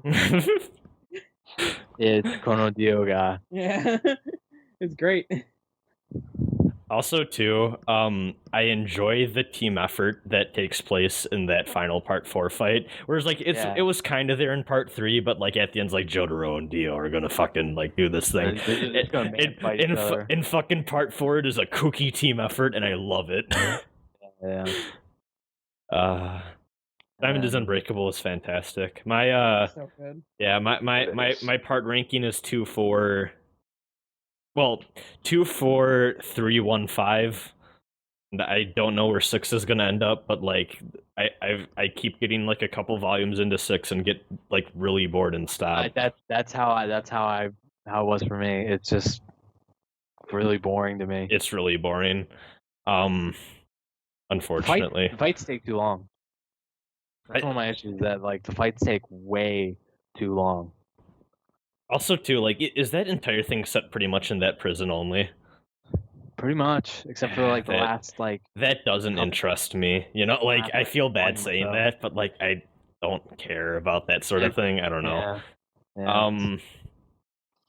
So yeah, that's JoJo Speaking talk. of things that took too long, I finally, after a year and a half, beat SMT2. Oh yay! Hey. I still haven't. Me neither. Yeah, it's really good. I liked it a lot. I know I'm not going to dwell on it too much because I feel like most people listening to this probably know. But a lot of things about mainline SMT that I really like, you could see done really well in SMT2. It also has some of the best like realizations of concepts that the series has, if you know what I mean. But man, that middle part of that game is a slog. There's so much backtracking and so much like, okay, go here and talk to this guy. Okay, great. Now go back there. Okay, now go back there. And now go back there. And it's like, man, I've been through this same like little mini dungeon like 20 times and I just want to kill myself. Oh, unlike SMT1, you can't just break that game to be stupid. Yeah. I mean, it's great. I think I like it a bit more than SMT1, but it does have some very clear padding, and a lot of that comes down to, like, they make you go back and forth between certain areas a lot. Oh. And SMT1, even you didn't even really need to do that, which is curious why they decided that. Sometimes you can make it shorter by using the skills that teleport you, but very often you can't, because, like, they'll only get you so far on your journey, or they just don't let you do it because they teleported you somewhere. It's bad. Like, honestly, I would have rather them cut a lot of that out and just have the game be, like, 10 hours shorter. Or like, even just 5 hours shorter. What ending did you get? Chaos. Okay.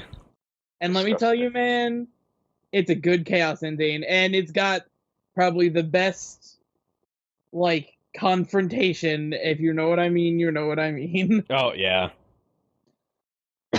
I've debated going Chaos just because like I like the idea of that party member you get on that route, but it's really good, and he gets some really good lines where like, hey, he's actually kind of a really developed character here, you know? Yeah, which is nice considering in other games it's not. He's really not. Yeah.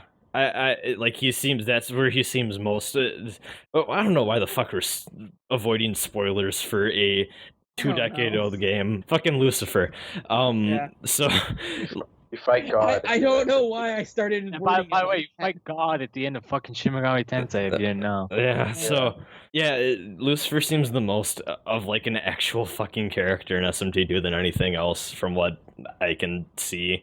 Like everything I mean, else is just he's an excuse pretty- to be the person, you know. I feel like he came pretty close to getting some good development in 4 actually, but it didn't go far enough. Did he though? Like, Did you do the Chaos route? I mean, but even then, doesn't he kind of just like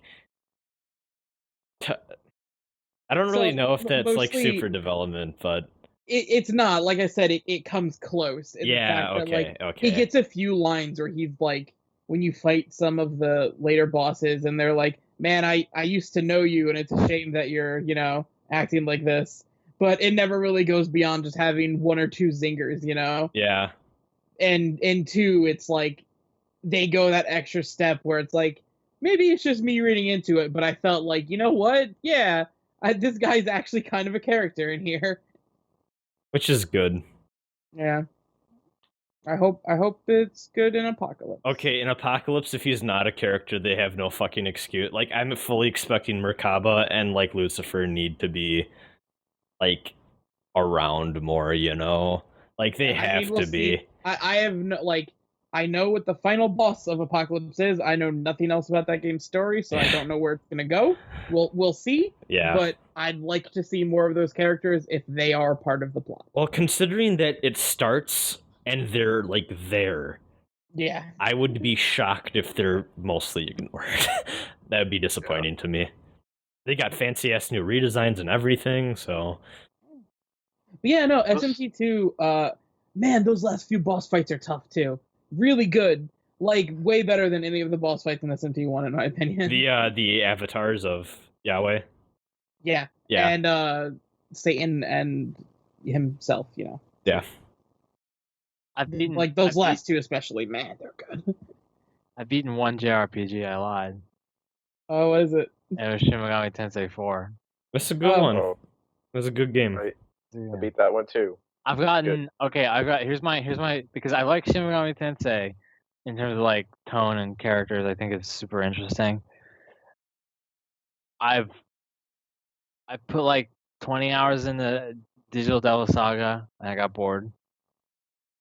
I put 35 hours in Nocturne and I got to a point where I had to fight a boss that used Earthquake and I didn't know what to do and I felt stupid, so I stopped playing it. And Classic SMT experience. what other ones have I played? Oh, Strange Journey, and I played like 15 hours of Strange Journey. I was like, this game's fucking weird. I can't. Like the critical system. I wish it was just press turn in Strange Journey because I don't really like that weird alignment system. Because it's like, oh, if my demons are aligned to me, then I get the critical bonuses. But if they're not, well, oh well. And it's like, okay, great game, thanks. That just felt kind of weird. But I did like the dungeons and Strange Journey from what I saw.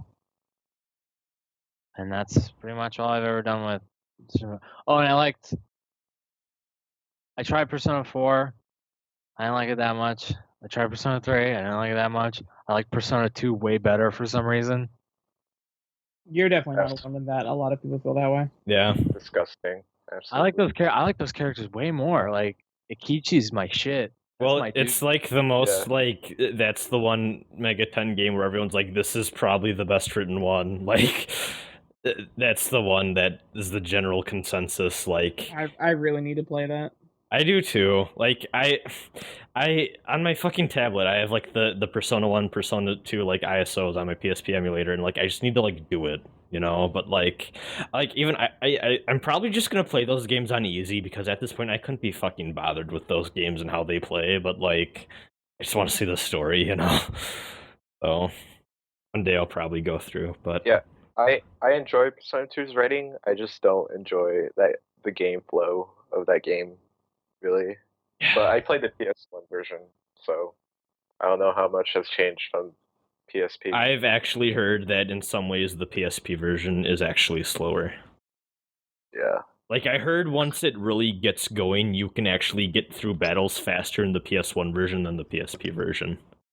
Yeah, but my problem with it is that like to get to battles faster, you gotta like just blow everything up, and Yeah. like that's like really boring to me. I don't want to blow everything up in every encounter.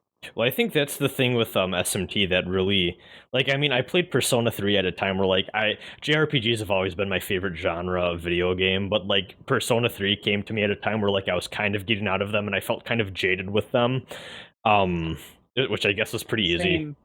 Like, Yeah, no, I was the same way. like, I guess last generation in particular, home console RPG releases were very, I want to say, not very great quality. A lot of the stuff if you really wanted good JRPGs, you had to go on handheld. So, like, for me, like, console JRPG experiences or whatever, just like, I don't know if I care anymore, man. And then I played Persona 3 and I was like, fuck, I guess, like, there's a lot of old shit within this series I should go get back into. And then, like, home console JRPGs are kind of making a comeback now. And I mean, like, Digimon was out. That's apparently really good. Other games coming out. Those are great. And just gotta look Final for them. Fantasy 15. It's not coming out for 2 more months. So, Oh, hey. I also tried Ryb0rg and Jawnsunn. That game wasn't very fun. Oh no, that game The is first one or the second one? The first one. that Yeah, game no. is bad.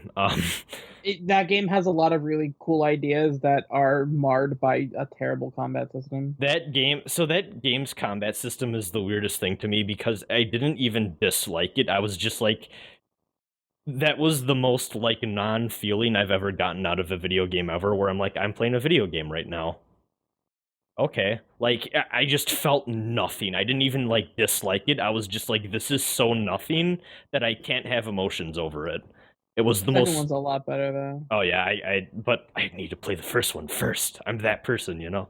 Oh yeah. I mean, like, I beat the first one. It's not the worst game ever. It's just like, if you're like, I have never seen anyone say, "Hey, you should start with Ryb0rg and Jawnsunn," you know? Yeah. It's always like after you've played every other Mega 10, you can do that one if you want. Well, I mean, not only that too, but like it's a short game. Like I think I'm like 10 hours in and I think over halfway. It's not very long for a JRPG. No, but what I was saying is the thing that really won me back with Persona 3 though is like, to an extent too, at that time I was starting to like a lot of gameplay systems in JRPGs, like really I was kind of tired of them. And in my mind, JRPGs were that thing where it's like, hey, if you want games that like are kind of more story oriented, you can play a JRPG. But like a lot of the time, the gameplay for like a lot of RPGs is just like, oh, use the best skills and then just beat the thing or grind up until you can beat the thing. Yeah, and then like Persona 3 is like every single one of these random encounters I was getting into, like I actually need to pay attention and like be engaged. I can't just like do the same thing over and over again. Like I actually need to like re-strategize and think about things, and like just the extra amount of care and attention put into that is really what got me into Mega 10 to begin with. Yeah. That's Although why I like. honestly, Sorry. oh, go ahead. Well, that's what I was gonna mention with Nocturne. That's what I liked about it, is that every time I try to play a JRPG, it's like, why wouldn't I just brute force my way through everything? And some games just let me do that, and it got really boring. Whereas Nocturne was like, oh, I actually have to debuff. I actually have to buff, Mm-hmm. and that made it super exciting. Status ailments aren't a fucking joke in those games. They actually matter. Like as soon as I got to the Matador or whatever his name was, it was like, oh, I see how this game wants me to play it. well, at Yeah, least you got past the Matador. He was fucking not that hard. Like everyone's like, who's Well, I mean, that's the thing though. Like the people that say the Matador is really hard, they're the ones that Don't get it. you know? Yeah. They're the ones that got there and went, I don't understand how this game wants me to play. He's the test. Yeah. And I think maybe, so the one thing about Matador that I think a lot of people don't know is he wasn't originally in Nocturne. Like he was added for the re-release, which was the version that got localized. So I think partially like he's kind of a stone wall, maybe because of a little bit of a poor design choice that they put in for the re-release, because like He's kind of intended for people that played through the game once already, actually, in a weird way. It's also it's weird that is like that's the only one that's not optional of the Fiends. Yeah, I think what that was for is they were like, hey, we have this new thing in here for this version of the game for people who don't know, so they force you into the first one. However, I think there was probably a better fucking way of doing that than, oh, you're walking through a sewer, whoosh, teleported to a boss fight. Yeah. Such a stupid idea.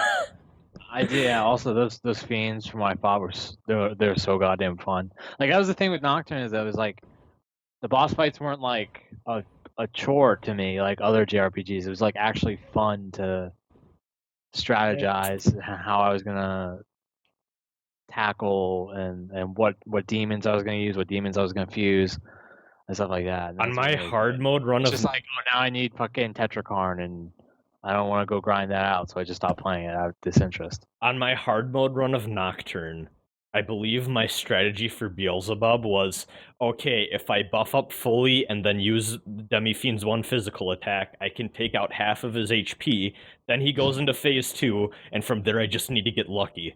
I wasted about an hour of my life using that strategy, and it was the dumbest, most fun, like, sort of, like, weird back-asswards way of fucking fighting a boss in any RPG I've ever done. I'm like, you can't do this in Final Fantasy or Dragon Quest or like anything else. I love it. Good times. I got a figure of that one coming at me. Beelzebub? Yeah, it's on its way. Oh, congratulations, Got that shit cheap. you heathen. Hey man. You know what else is an unholy satanic series? What? Castlevania. Oh, boy. This isn't my segue to make, so Jawnsunn, I'm gonna bring it back over to you. So, speaking of things that are good and things that I also like, Castlevania and Dracula X Chronicles is a really good game. Sort of. You It know has. what's another game? Tell me, Ryb0rg. Rondo of Blood. Yep, you're right. You are absolutely right. So let's break it down here for the people that don't know. There are 3 games that we have to address in this situation. Right? Yeah. Right. There's Castlevania Rondo of Blood, there's Castlevania Dracula X, and there's Castlevania Dracula X Chronicles. These are 3 different games that are also the same game, kind of. Yeah. I'm aroused. Tell me more. You can also play as Richter from Rondo of Blood and Symphony of the Night if you made your name in the name field Richter. Yeah. I think you might have to beat the game, though, I believe. So basically, to go over it super quick, and then I'll let Jawnsunn give his opinions on the game. Rondo of Blood was the original game. There was a very, very significantly toned down almost port for the Super Nintendo called Dracula X that had different levels and different boss fights, but the same general like story and themes. And then there was a PSP remake of Rondo of Blood called Dracula X Chronicles. Yeah. And were you gonna say anything, Zach? Nope, all you. Okay, well, played through it. It's a decent remake. I played Rondo of Blood before that. I really enjoyed that one. This remake, it's okay. The color palette is what bothered me the most of everything. It's really bland. It doesn't really have the color palette of Rondo of Blood. Where all the enemies are really vibrant and you can see all of them on screen. In Rondo of Blood, I almost confused a few from the background. What else? They did a remake of Stage 5, an alternate path of Stage 5 that was I found that part of that game kind of obnoxious simply because they have like Medusa heads in like the second half of the game, except the second half of the stage, and man, they have like Axe Knights and Medusa heads, and you gotta figure out how to like go through all of that with Ryb0rg, whose jump arc is not really intended for that kind of thing, and I don't know. I don't know. I couldn't deal with it, but I beat that stage. Then you get the really obnoxious Hydra boss. That's really fucking long. I don't know.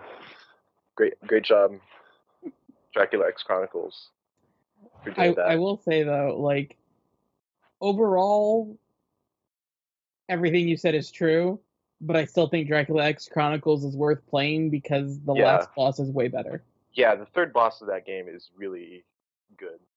Well, no, I mean the actual Dracula fight. Oh yeah, the third form. I meant. Oh Sorry. yeah. So yeah, in the original Rondo of Blood, the final boss only has 2 forms, but when you get like the true ending in the remake on PSP, they add a third form that makes the fight a lot better. Yeah, those first 2 forms are like piss easy, but then you get to that third form, and it's great because now you gotta reset the, they gotta retry the game like 10 times just to beat that boss. It's such a good boss fight. I've probably some of my best like Castlevania. Well, Rondo of Blood is my favorite Castlevania game, and that carries over to the PSP remake. Despite a lot of the level, like I feel like the PSP game overall is easier up until that last boss, and then that extra like that stage path that you talked about. But just try like that last boss was so good because it wasn't obnoxiously hard, but it was just challenging enough, you know? Yeah.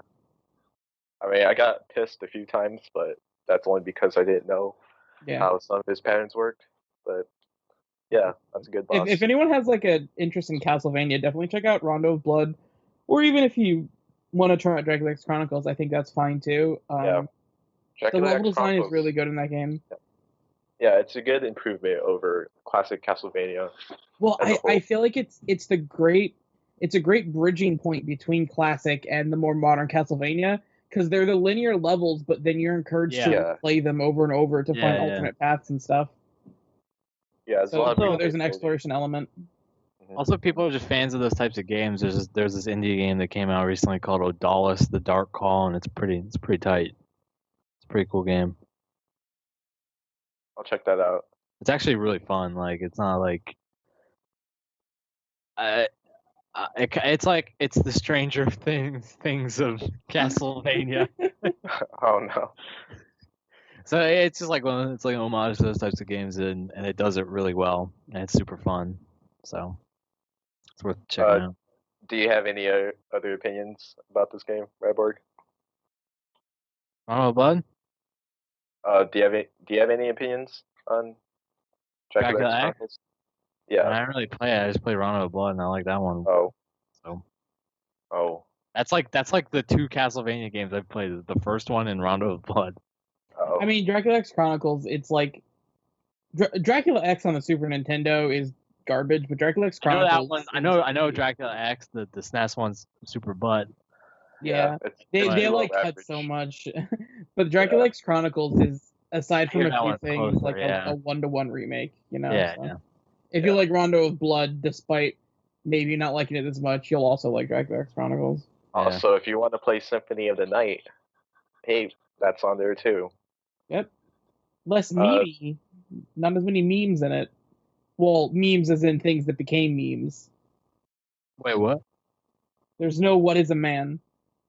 Yeah. Oh. Miserable pile of burgers. Miserable pile of memes. I've also been playing Symphony of the Night. So far, I've beat the what is it? The regular castle. Then you got the inverted castle. I'm on my second playthrough of this game right now, so so far, it's a good game. It's a good Metroidvania. Yep. That's all I gotta say about it. It's the only one of that style that I've played so far. I've got the other ones ready to play, just haven't gotten around to it. Yeah. And I really enjoyed it. So. Yeah, it's got a few really winding paths that like they don't they take too much of the player's time compared to like more modern Castlevania Metroidvanias. And the only other one I played was Order of Ecclesia. So there we go.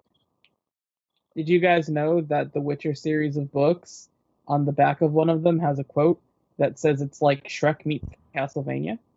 Are you fucking with me? Nope. That's What? There's a little bit more to it. It's like, I actually posted this on Twitter. It's on the back of one of the books for the Witcher series.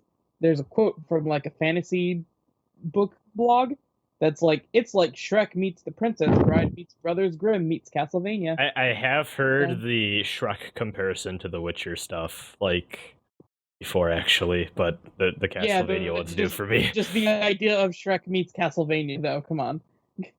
If So if you ever want only your Shrek Castlevania. only if Shrek is That's drawn in Witcher. the Death Note art style of that one guy who did Castlevania Judgment. One girl. You Oh, okay, sorry. One girl. Yep. fucking misogynist. I know, I'm sorry. I'm gonna go drown myself now. Yeah. Please. Anyway. And Diet Coke sponsoring the podcast. It's Sprite Zero TM. Hey, let's see. Oh no, we have too many sponsors that are conflicting. There have too many diet fucking sodas. Apparently. Sorry. Well, I'm sorry that I was raised in the diet land. Regular soda tastes kind of weird to me, actually. I tend to drink diet. Oh, I drink regular soda. I used to drink a lot of regular soda, and then I switched to diet soda, and I had like, there's no difference. There's no difference. Like, there's no reason to not drink diet soda if you didn't want to, like, you know. It's stick soda talk we got here. Oof, Bro. yeah, I don't know. Yeah, Some How did we steamy get from Castlevania? Yeah, what are we gonna talk about next? Fucking cereal. No Man's Cereal Sky. Yeah, no, more like no can buy. So No Man's Sky is a game that came out that I think I'm the only person here that played, so I don't want to spend too much time on it. So, I feel More really like No Man's Sky, more like no one cares. it's Aha. a weird. Ayo. It's Nice. a weird game because it is the most overhyped thing that has come out in recent memory, and I feel bad because, like, it's a fun, relaxing thing that I don't think is worth $60. I mean, it was for me, but I feel like I'm gonna be like the rare exception who is like just going from randomly generated planet to randomly generated planet and looking at beautiful landscapes is just enough for me. Like this game is like super chill if you get really invested into it, and just like from a technical standpoint, I think it's super impressive, and like I can get behind that, but like if you're expecting anything that's like deep at all, you're not gonna get it here. Like, I feel bad because I think they may have like some people I see are like, oh well, I don't get why this isn't like $20 like some other indie game, and I'm like, well, this is like, I think probably the largest video game ever made that doesn't go on like to infinity. Like in terms of like finite game space, I think this is like objectively actually the largest yet. So like I thought it was procedurally generated. it's okay, well, how do I put this? It's procedurally generated in the sense that they generated all of those planets once, and that's the game world. It doesn't generate every time you go to a new planet. That's not how that works. Like, everything has been generated already the one time when they made it, and it's like there now forever. So like, if I go and like go on a planet that hasn't been discovered yet, that planet's like been there before I was there, like when the game came out, and like it's stuck there now. So like, it's not randomly generated each time you turned it on or each time you go to a different place. Okay. They basically procedurally generated a shit ton of planets is how that works. That's what I thought. I think people were thinking that it was just going to be continuously procedurally generated universe or something like that. Yeah, and Yeah, that's that was the I impression got. I got. And What I got from what they said was, we are making a bunch of procedurally made planets. yeah, basically As like a finite thing. That's what I thought it was. they basically procedurally generated a giant ass thing one A time, giant and like universe. Yeah, yeah. yeah, yeah. and Does mean- it start from like when you start the game? Or- no, like as in like the developers themselves generated the universe, and that universe is the same for everyone. Oh, okay. That being said, though, it might as well not be, because I've been playing this game for probably like 20 hours or so. I have not yet encountered anything that I was not the first person to discover. Which, like, to me, like, I mean, for most people, like, no one probably gives a shit, but to me, I'm like, all of this is my journey through this universe, and like, actually, Austin Walker, who, like, you know, game journalist guy or whatever, Yeah. who used to be with Giant Bomb, and now he's with Vice Gaming. But recently, he was a guest on the Giant Beast Cast, which is one of the two Giant Bomb podcasts that I'm back on. And one thing he said that I really like chimed with is just like, it's kind of cliche to say, but like, it is super spiritual in a way where it's like, I'm just gonna go on my own type of adventure and use my imagination and just have some time to like take in some beautiful landscapes and just think about shit. And the fact that like you are like, the fact that it's not a randomly generated thing like constantly, but like you are having such an individual experience that like no one else is ever gonna have is intimate, yeah, in a way. It's weird. It's like a feeling I've never had before with a game, is what I'll say, where it's like, this is my No Man's Sky journey thing, and the probability of anyone else having this is like near impossible. And I find like a weird sort of like beauty in that. And just like in general, like, I mean, I had the experience that like I didn't really, I guess, get, because, you know, the primary marketing thing of that game since day one has been, hey, you can go from planet to planet and like from space to planet and back without any like loading screen or anything which like that, which is kind of a lie, because like, so like there's different planetary systems where like there's like different pockets of space that have like different like systems and stuff in there. So like you kind of warp between planetary space to planetary space every couple of hours once you're kind of done with like the spot you're in. And I'm pretty sure that's just a loading screen. Like, I don't see why it wouldn't be. It's basically like a fast travel system. But like, I had the experience of like, I was just walking around a little bit away from my ship, and I'm like, what the fuck is that blue light in the sky? Oh, that's another thing. And then I just got back in my ship, left the atmosphere, shot it down, and then landed back kind of near where I was. And I was like, I did all of that in less than like a minute. Holy shit, that was awesome, like, sort of thing. Like, the problem is that, and I saw someone on Twitter use this example, and I think this is a good analogy, is that No Man's Sky is an ocean that is about an inch deep.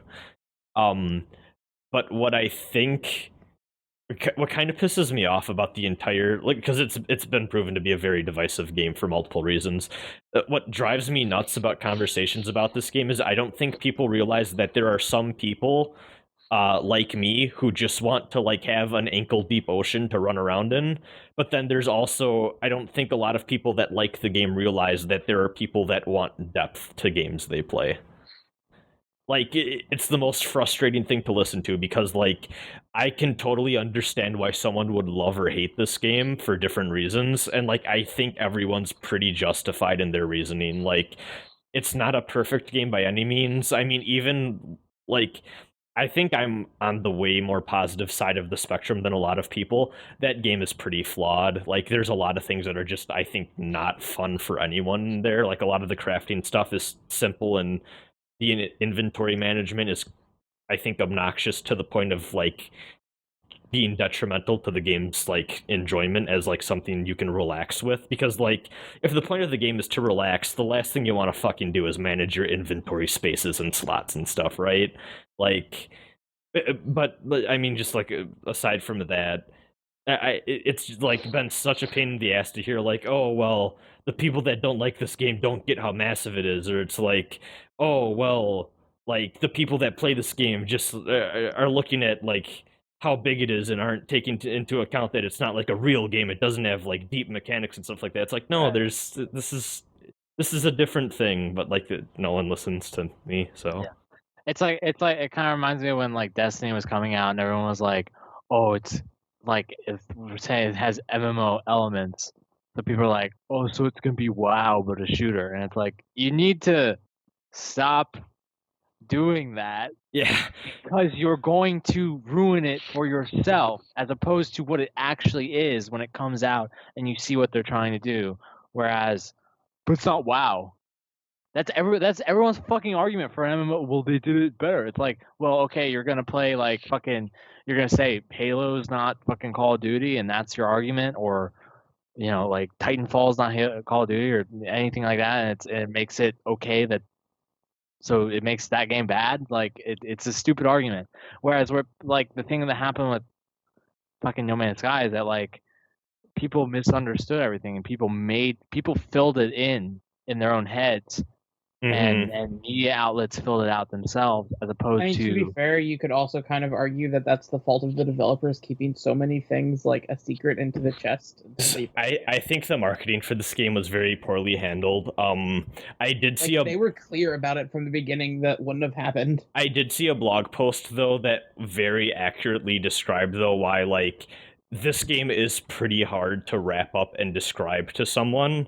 I mean, it's easy for me to be like, oh, it's a game with crafting elements that's just really big, but that doesn't really fully, like, I mean, it's weird because, like, it's hard to describe the game and why someone would like it in, like, a trailer or something like that. It's really weird. It's not a marketable game. That's the thing. And they tried to market it and build it up to be the biggest fucking thing ever, which I think was such to this game's detriment.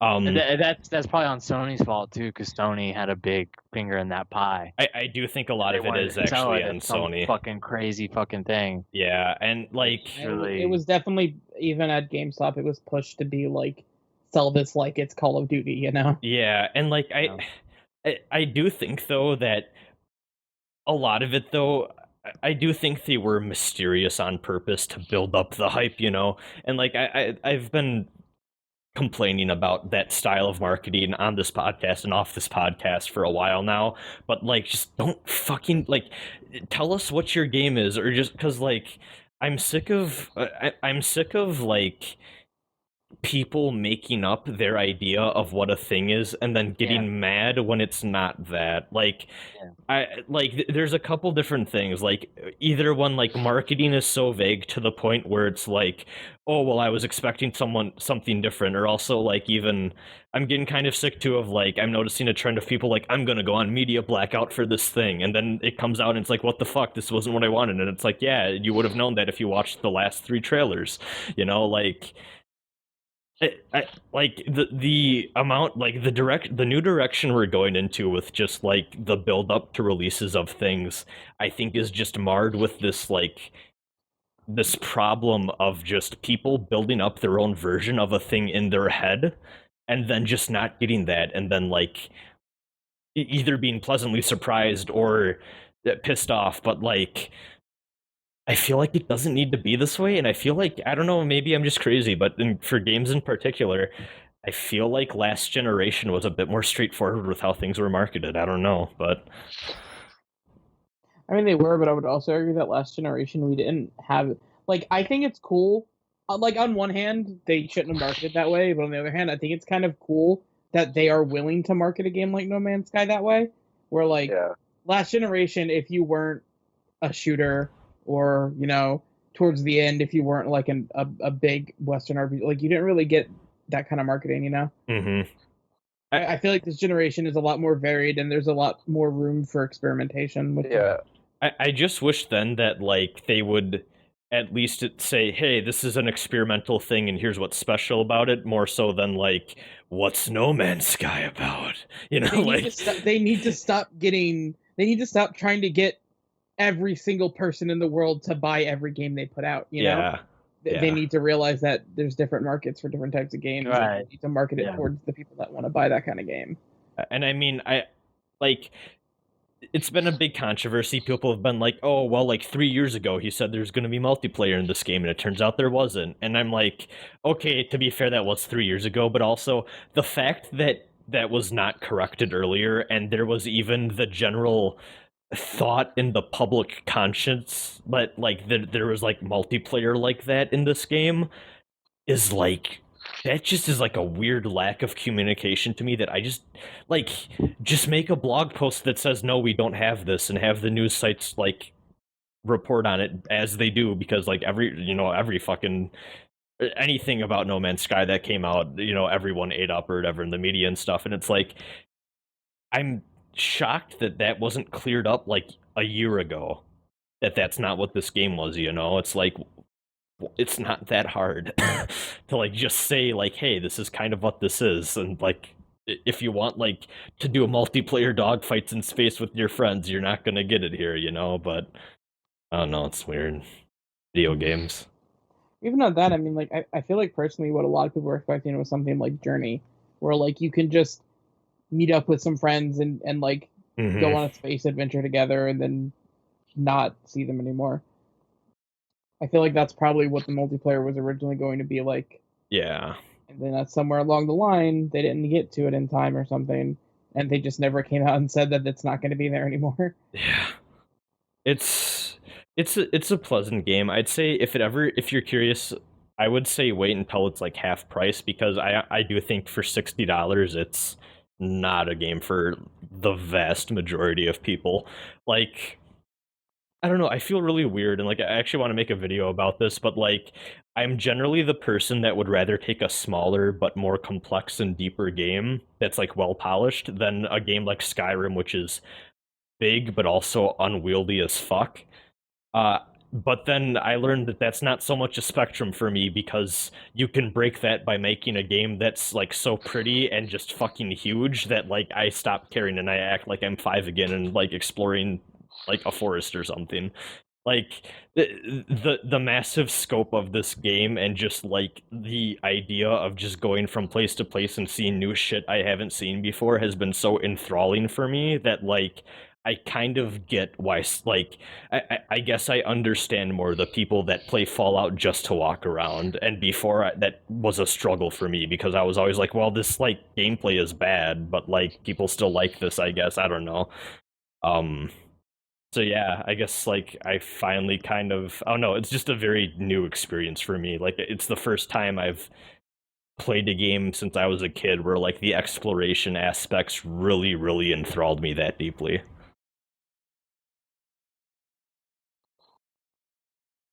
All right. That's No Man's Sky talk. I'll definitely be one of those people that try it out when it's half the price it is now. Yeah. Yeah. I have a PC. Maybe I'll play it, but I hear the port's bad. Yeah, I've heard that too. To be fair, the only reason I even picked it up, I had no, and that's the other thing I should preface this. Well, I should have prefaced this with, I had no expectations going into No Man's Sky. Like, I actually was curious, and I just like. I went through and searched my profile for tweets about No Man's Sky, and the most like the oldest tweet I ever had about No Man's Sky was from like a few weeks ago. Like, I didn't care about this game at all. I saw it at a bunch of different shows and felt nothing. The only reason I bought this was because I was on Amazon, and it was like, oh, the limited edition of this is just the price of the base game with Amazon Prime. Just add it to the cart. Like, just like the most like, whatever, why not? Fuck it, I'll try something out, like, that I've had in a while. And I'm glad I did, because I ended up liking it a lot. But also, by the way, don't get the limited edition. It's not worth it. It comes with a really shitty comic book, really like poor excuse for an art book, and a steel case, which is nice, but I don't know. It's not worth the extra price. I got a shitty comic book with Remember Me. Oh, that's the Capcom action game. That shitty fucking game. Yeah. It's not worth remembering. No one remembered. Yeah, no one remembered Remember Me. Then they went on to make Remember Me on PlayStation Plus. They went on to make Life is Strange though, which is really good. Yeah, so that's good. More critically accepted. Yeah. Then they're making that weird vampire action RPG thing next. Yeah, which... Bloodborne 2. Let's go. Yeah. Wait, but that's pushing it, but okay. We'll see. All right. I guess we can move on to emails. Let's see if fucking emails. Oh my god, I forgot. Let's see if anyone's No, only the two people. Okay. I So- hope they're bad jokes. Well, there was one. I just deleted that one. Anyways, Oh. Gonzalo says, "Hi, Roz and Zach and Guess. Hope you're doing well. Since I'm buying a PS4 and a 3DS this year, I want to know what are some of your recommendations for those systems. This is all for now. Can't wait for the new episode. Bye." Bloodborne. Bloodborne is Bloodborne. okay. So I will say, Bloodborne. when I got my the job I'm starting now. Oh, also by the way, I got the news I'm getting a raise today. So that was nice. More meme video. Congratulations. Yeah, woo. No, but the when I first got this job, one of the first things I did with my first couple paychecks is I'm gonna buy a PS4 and Bloodborne, and that was the best idea ever, but also too man, that made fucking focusing on finals week that semester. Ooh. But anyways, I did fine. I'm a good student. But anyways, I'm one of those people that is always don't buy a fucking console unless there's 5 exclusive games that or 5 games that you can't play elsewhere that interest you, just because if there's not, you might as well wait, because you never know when there's gonna be a bundle or a sale, and there's nothing worse than buying a console full price and then by the time stuff you actually want is on it, you could have just had waited and gotten it cheaper with a bunch of games you want, to me, buying consoles near launch is not always the smartest idea unless you're super invested into it. So I've always been that person that's kind of waited to adopt new console stuff and all that. Right. That being said, man, when I played Bloodborne, when I beat that game, I was man, I would have totally been okay with paying $400 and buying Bloodborne full price and just having that. Bloodborne is probably the first game I've ever played where I was I would be totally fine just buying a console for this. It's good enough for an almost $500 purchase. That game is a fucking masterpiece. That game's really good. It's also really cheap right now. It's $15. Yeah, and 30 if you want it with the DLC. That money towards the old hunters. Yeah, exactly. Yeah. Sure. That's definitely that game. That DLC's. Yeah, just like that bundle we're going to get, Zach. Fine, I'm the worst fucking person. I get all my facts wrong. Yeah. Nier was censored, and we got the bundle for Old Hunters in America. Yeah. Yeah, Zach. Why? Some Zach facts. Zach, why did you censor us from getting the Bloodborne DLC physical bundle in America? I'm sorry. Okay, I just want to point out, have you guys seen that shit recently that's been happening where anytime a game is delayed, the journalists that report on the delay are getting threats about why did you delay this game, journalist?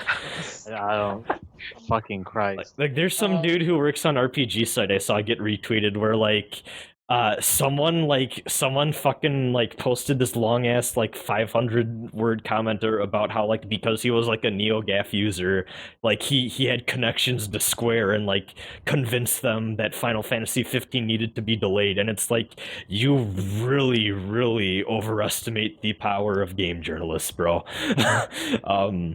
But sorry. I was about to say also, there's a Kotaku guy that got death threats because people are oh, you reported the leak that No Man's Sky got censored, and because you reported the leak, the developers didn't want to prove you wrong because they're biased towards Kotaku, so they delayed the game even though it didn't need it. And it's what the fuck mental gymnastics do you need to go through to get to that conclusion, kid? I don't know, people are ridiculous, but yeah. Are there any other PS4 games that you recommend? Yeah, other PS4 games. Assuming that you hold on, let's do the classic WASP, and turn on the lights so that we can see our game shelves. Okay, well, while you do that, I'll say what I was gonna say. If you're into any kind of shooters or competitive gameplay, check out Overwatch. It's a lot of fun. Okay, yeah. That's assuming they don't have a PC, I guess. Yeah, I was actually gonna say if you're not playing it on a PC. You know. And I also have to say, I will say, first-person shooters are a genre near and dear to my heart. I spent a lot of my misspent youth playing competitive shooters and some single-player ones and all that. I will say, this year has been fucking amazing for both ends of the spectrum. You want a bomb ass, like one of the best single player shooters I've played in probably all of my life. Get the Doom that just came out. Oh yeah, Doom. Fucking Yeah, that's good. phenomenal. Oh, it was really good. And then if you want one of the best multiplayer shooters I've played in my life, get Overwatch. Like, both of those two, you are good on shooters for a while. Other than that, Dark Souls 2, Dark Souls 3. I would play Bloodborne before either of those, though. I would definitely play Bloodborne beyond that. Also, one last thing I want to say on PS4 suggestions. If you ever want to come home and just spend an hour having some relaxing fun, like let's say you just came home from work or school or whatever, and you're like, man, I don't have the energy to devote to playing a big story game, but I want to have some fun. Check out Dynasty Warriors 8 Extreme Legends Complete Edition. Nice. It's a lot of fun. Don't let anyone tell you otherwise. If you like fighting games, you should Street check Fighter out 5. Street Fighter 5. Guilty Gear Revelator. Yeah, and KOF 14. That's KO 14, yeah, KO 14. This- Skullgirls is also on PS4. This might be a controversial opinion or a controversial onion, as I like to call them nowadays. Okay. But if you're really tight on cash after you buy your PS4, straight up PS Plus and like the free games you get on there, I know some people that literally have just bought PS4s, play the PlayStation Plus games they get for free with their subscription exclusively, and have had like the time of their life. Yeah. Which- If you're into like smaller indie games, absolutely, there's no reason not to get PS Plus. Yeah. And you need it anyways to play multiplayer if you want to, so like you might as well. So It's definitely worth the money. I believe this month is Yakuza 5. Damn. that's PS3 though, but yeah. Yeah, Oh. get that for your PS3. So for 3DS, I'd say And Megami Tensei 4, obviously. Yeah. Megami Tensei 4, Devil Ocarina of Survivor Time. 2 Record Breaker. Oh my god, Ocarina of Time and Majora's Majora's Mask. Mask remakes. Yeah, those are really good. A Link Between Worlds is really good too. Link Like, Between Worlds is really good. Yeah. Let's see. Etrian Odyssey, if you're about that life. Gunvolt. No, Oh, actually, I mean, I kind of like Azure Striker.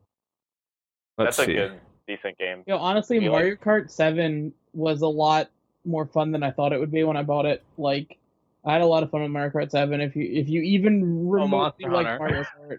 If you want to give up on life and never go Yeah, outside Monster again, Hunter, yeah, Monster Hunter. Monster Hunter's great. Let's see. I would recommend Hell the Dodge. Etrian Odyssey games as well. Etrian Odyssey are good dungeon crawlers. Yeah. The Hatsune Miku game was pretty good. Let's see. Oh, the Kirby games. Yeah, Kirby games. And yeah, that's.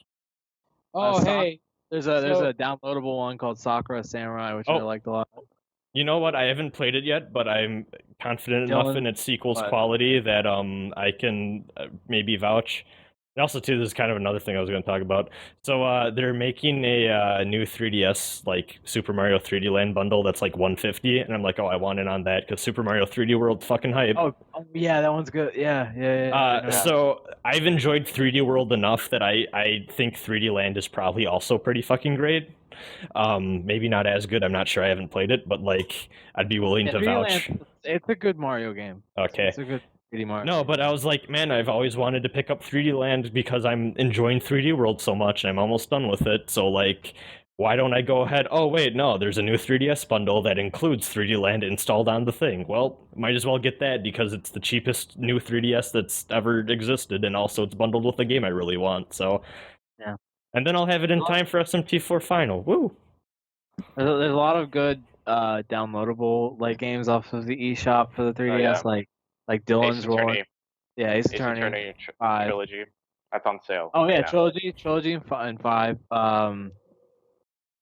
Dylan's Rolling Western, which is pretty fun. Sakura Samurai, like I mentioned. SteamWorld Dig. Yeah. Azure Striker Go.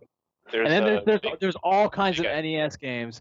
There's all kinds of Game Boy games. There's great stuff on that eShop. If you, I don't. Oh wait, no, I don't think it's on there because it's a GBA game. But I will say, Kirby Pinball Land is one of the most underrated time waster games of all time. I love that game. That's a Game Boy Color game. Yeah. No, sorry, I didn't. That made more sense in my head. I was gonna also recommend Pokemon Pinball Ruby and Sapphire, but that's a GBA game. But that's on Wii U right now. Oh shit! I actually need to buy that then. That's a good pinball game, but also Kirby Pinball Land that's a Game Boy. Actually, I think that's just a regular Game Boy game. I don't think it's a Game Boy Color game, but that's a fucking phenomenal pinball game. I want to retract one of the things I recommended. Oh. So I no longer recommend the Hatsune Miku game on 3DS because if you're getting a PS4, Project Diva X is coming out on PS4 soon, and I played the demo. And I don't know if I ever mentioned the problems that the PS3 versions of the Project Diva games had with the button delay thing, but I did not encounter that in the demo for the PS4 version. So if you're even remotely into rhythm games at all, check out Project Diva X on the PS4. Check out Elite. Record things, but when you record the video footage, the songs are not included, so it's a little silly, but the game is still pretty good. Also check out Elite Beat Agents. In terms of retro games, I would recommend the Sega 3D classics. Oh yeah, those two. Yeah, you get Street Rage 2. Those are very faithful ports of Street Rage 2 is so good. Yeah. Yep. And Gunstar Heroes. Gunstar Heroes, yep. Yeah, those are awesome. So $3. I'm looking real quick at other games that I may have forgotten about. Enter the Gungeon, but you might have that on PC already. Would you recommend Fire Emblem Awakening? I guess if you want your first strategy RPG, yeah. I think that really depends on what you want in a strategy RPG. Because, like, I know people like Jawnsunn or, like, Amanda, who's, like, really fucking, and Trick, really fucking hate that game. And then, like... I don't hate it. It's just, like, there's way better games, personally. Oh, okay. I did like it at first, because, you know, it was my first strategy RPG, but after playing stuff like Final Fantasy Tactics and older Fire Emblem games, it's kind of I've kind of just come to accept that Fire Emblem isn't my thing because, like, to be fair, I haven't played much, if not really anything of the new stuff. Like, I've played, like, a chapter of Awakening, but, like, kind of not a fan of, like, the more anime-y thing they took that series in, but also, too, a lot of, like, Fire Emblem just as a gameplay system, I have a lot of, like, really stupid gripes with that, like, I don't have with something like Final Fantasy Tactics or, like, XCOM or other strategy RPGs. I don't know, but yeah, there's a lot of RNG in this.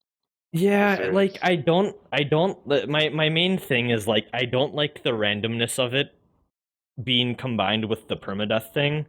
And, like, to be fair, the newer stuff has kind of fixed that, and, like, I heard they finally found a really good balance of that in Conquest in particular, but, like, at the same time, I kind of, like, the story of those games kind of, no, it doesn't seem fun to me. It just kind of seems stupid.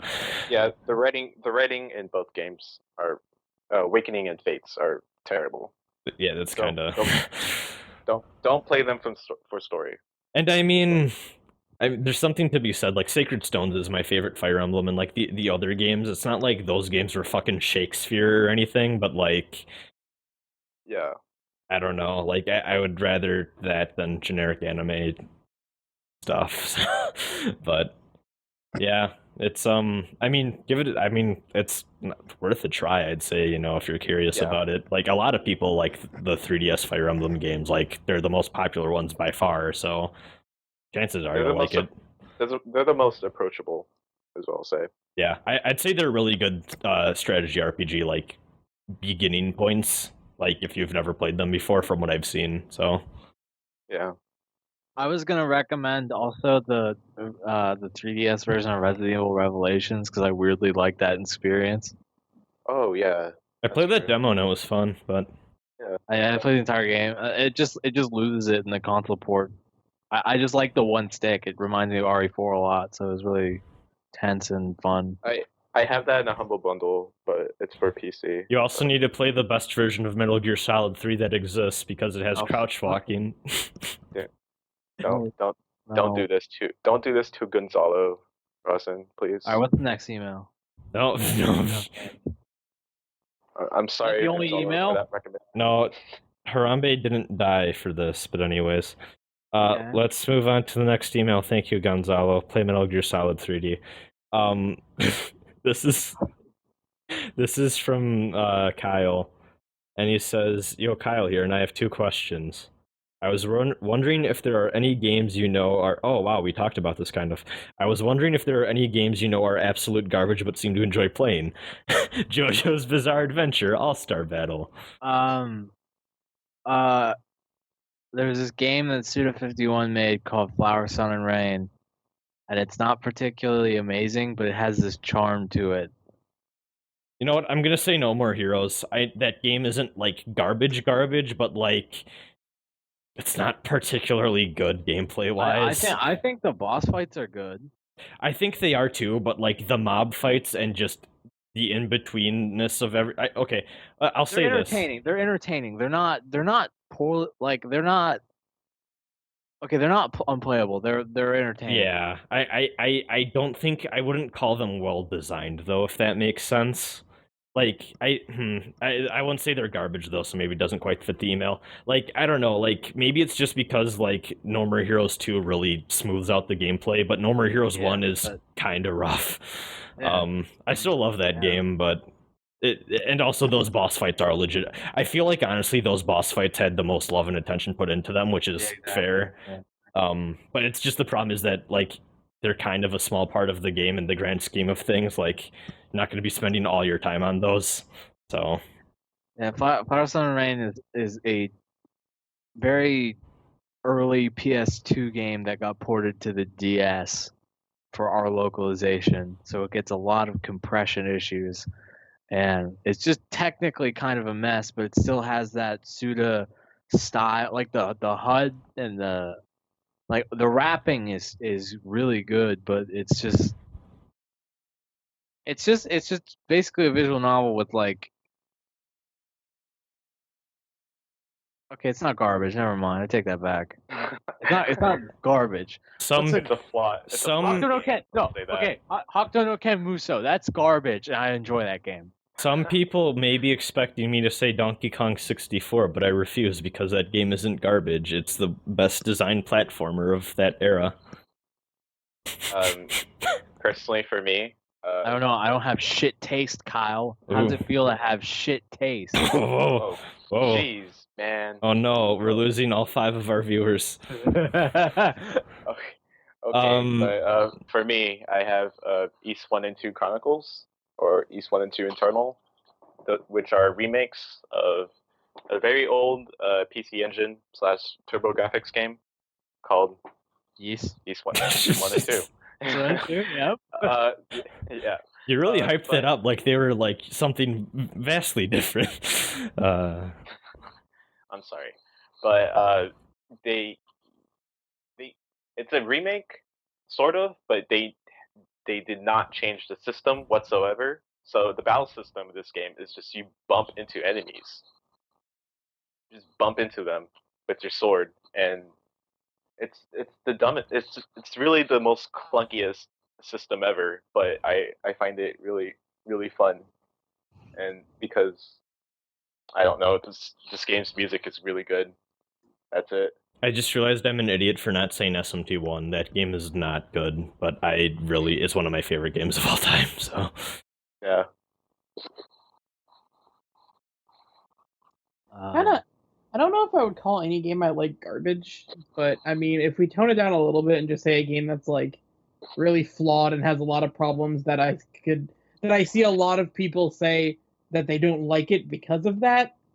The obvious ones that jump to mind are Silent Hill Downpour. That game, not really all that good, but I enjoyed it a lot.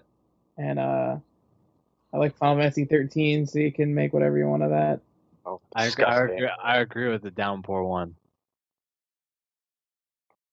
That corn honestly, theme. Downpour has a lot of problems. It runs like garbage. A lot of areas aren't very well designed. Some And of the a lot of dialogue's the- really hokey. A lot of the enemies are just dirty eye and Yeah, a dirty lot of the bullshit. enemies are lame, but man, I just had a really good time playing it. I don't know. I enjoyed it. It also did like a few things that I think were really good for a Silent Hill game, like weapon durability. Yeah, I never had a problem with that system in Downpour. I know a lot of people didn't like it, but I liked the idea of, I felt like Silent Hill Downpour, it took a while to get there, but it had one of the best moments of just like, all right, now explore the town, you know? Yeah. Like you had that in the earlier games, and then the series really got away from it, and then Downpour brought it back with like, hey, the town's bigger than ever. You can explore it if you want and find a lot of like side stuff that's not related to the main game. Right, yeah. Explore. I don't know. I had a lot of fun doing that. And so. you can find the room actually, the room that Which doesn't make any sense in terms of the story, but yeah, but whatever. Yeah. Should we move on to question 2? That's question. I thought that was question 2. No, that's question 1 from We're not. question. This is email 2. Question Are 1. we rolling? Yes. Fuck you. Anyways. This is the second form. I'm sorry, I Of didn't the show up to email. rehearsal. Like, So Okay, Kyle's second question. Also, is there any specific aspects of video games, TVs, movies, or basically anything that immediately turn you off? Be it a setting, character aspect, or mechanics. For some examples. A lot of the way I was saying this earlier, a lot of the way that like modern anime is written, where it's like fucking the way it's written, the way character interactions are handled, where it just doesn't feel like people, that will turn me off a lot. Unless you portray incest as like a fucked up thing, it's not a fan. That's one. Okay. That's the only one that like pops up to mind for some reason. It's like there's a few times where people are like media, not porn. Man, so. No, well, I mean, what's the difference when it comes to anime? So, there's a few times where people are like, hey, there's this dank new anime. Oh, there's incest though, and I'm like, nope, not. Don't give a fuck. You can throw that right in the trash. Yeah, it's like a lot of the like tropiness and the stereotype use and archetype use, and a lot of modern animation just fucking bugs the shit out of me. It's like wow, they couldn't have taken fucking screenwriting 101 and learned how to actually write something. They have to fucking sit on stereotypes to make. I don't know. That's one thing. Games I don't give a shit about. I'll play any shitty fucking video game on the fucking planet and have a good time because it's a fucking video game for some reason. But if it's a movie, animation, or something like that, film, or like, I will nitpick like no tomorrow, because I mean that's the field I want to go into. So when I see it's being fucking like squandered, like it just bugs me. The only other thing I can think of is when someone's like, oh, this is a puzzle game. I won't say like, no, I don't want to play this, but like, I mean, like, that's probably like my least favorite video game genre, and like I look at something like The Witness and I go like, oh, I wouldn't like this at all. And like that, I don't even know if it's like, I guess it fits the question, because it's like, that's just not something I find particularly rewarding in games, like just doing like puzzle solving stuff generally, unless it's like very light, like say like a Zelda dungeon where it's like, oh, what's this? Oh, okay, that's the simple enough sort of thing, and you kind of solve it from there. But like when that's the core gameplay loop, like I'm not generally, I don't find satisfaction in that sort of thing. I don't really like American comedy movies at all. Like I don't know, comedy as a genre is something that if I see something labeled as like it's comedy, I will have less interest. I will still give it a shot if someone tells me it's good, but yeah, just as a genre, it kind of turns me off a bit. And like, especially the Seth Rogen-y comedy. I was about to say, are you saying you don't want to go watch Sausage Party? Yeah, like that, like Sausage Party, and even like movies like The Hangover, I just think they're garbage. Like I don't find them funny. That's like stoner humor. Yeah, that's that what you mean. Yeah, honestly, just like any comedies though, like even if I find I don't really laugh out loud to a lot of movies like that, and I don't know, I just feel like I never want to spend my time on something that's just a comedy. I prefer like there are a few comedies I really like, but normally if I find something funny, it's where it's like there's comedy in something that's not comedy as a genre. It's like here's a movie that has a few really funny jokes in it, you know? So what you're saying is you're the person who sees a movie trailer for an action movie, then they have the witty one-liner at the end, and you're like, "Ah, this is my thing." I mean, I would take that over like fucking Seth Rogen and James Franco are doing a thing, and it's gonna have laugh out riot comedy. I don't know. The only like comedy movies that I could really immediately call to mind that I really like are the Shaun of the Dead, Hot Fuzz, and The World's End. Those movies, I thought I really enjoyed those. Hot But even Fuzz then, is like, my favorite movie of all time. yeah, but like they aren't just comedies. It's like they're comedies, but also legitimately like good zombie action and like alien invasion movies, you know? Or like Yeah. Hot Fuzz is like police procedural, but like with the fucking like weird ass horror comedy elements like on top of it. I fucking love Hot Fuzz. That's like the best. Those movies are fantastic, but other than those three, I can't think of any pure comedy movies that I'm a big fan of. And honestly, like I don't have much of an interest in going to see them. I don't know. I don't That's think the only reason, really.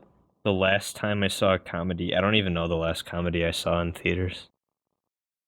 I don't like comedy as a film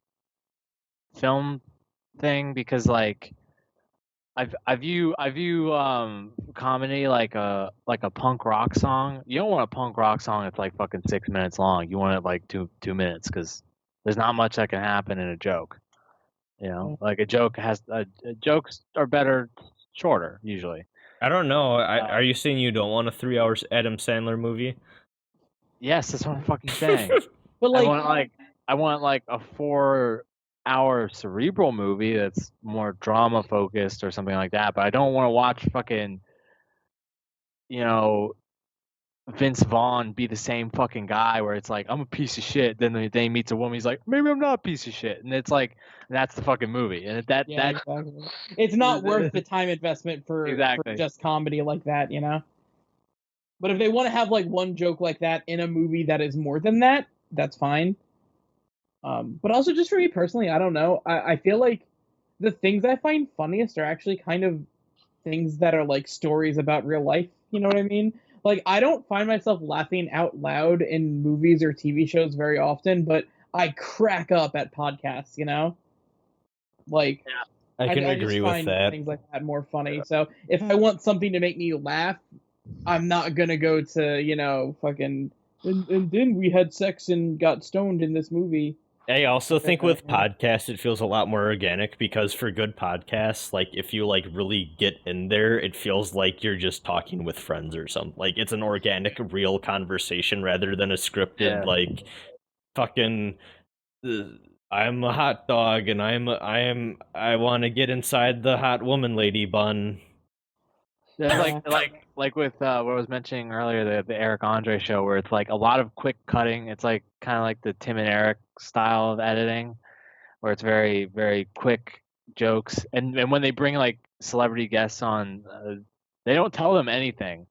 Like they just fuck with them, and that like genuine reaction is very entertaining and very funny. You know what I will say? As much as like we've kind of been shitting on comedy movies, I think comedy TV shows are like primarily like I fucking love Futurama, but I feel like when it's in a TV show format, I don't know, it feels like maybe sometimes they try less hard.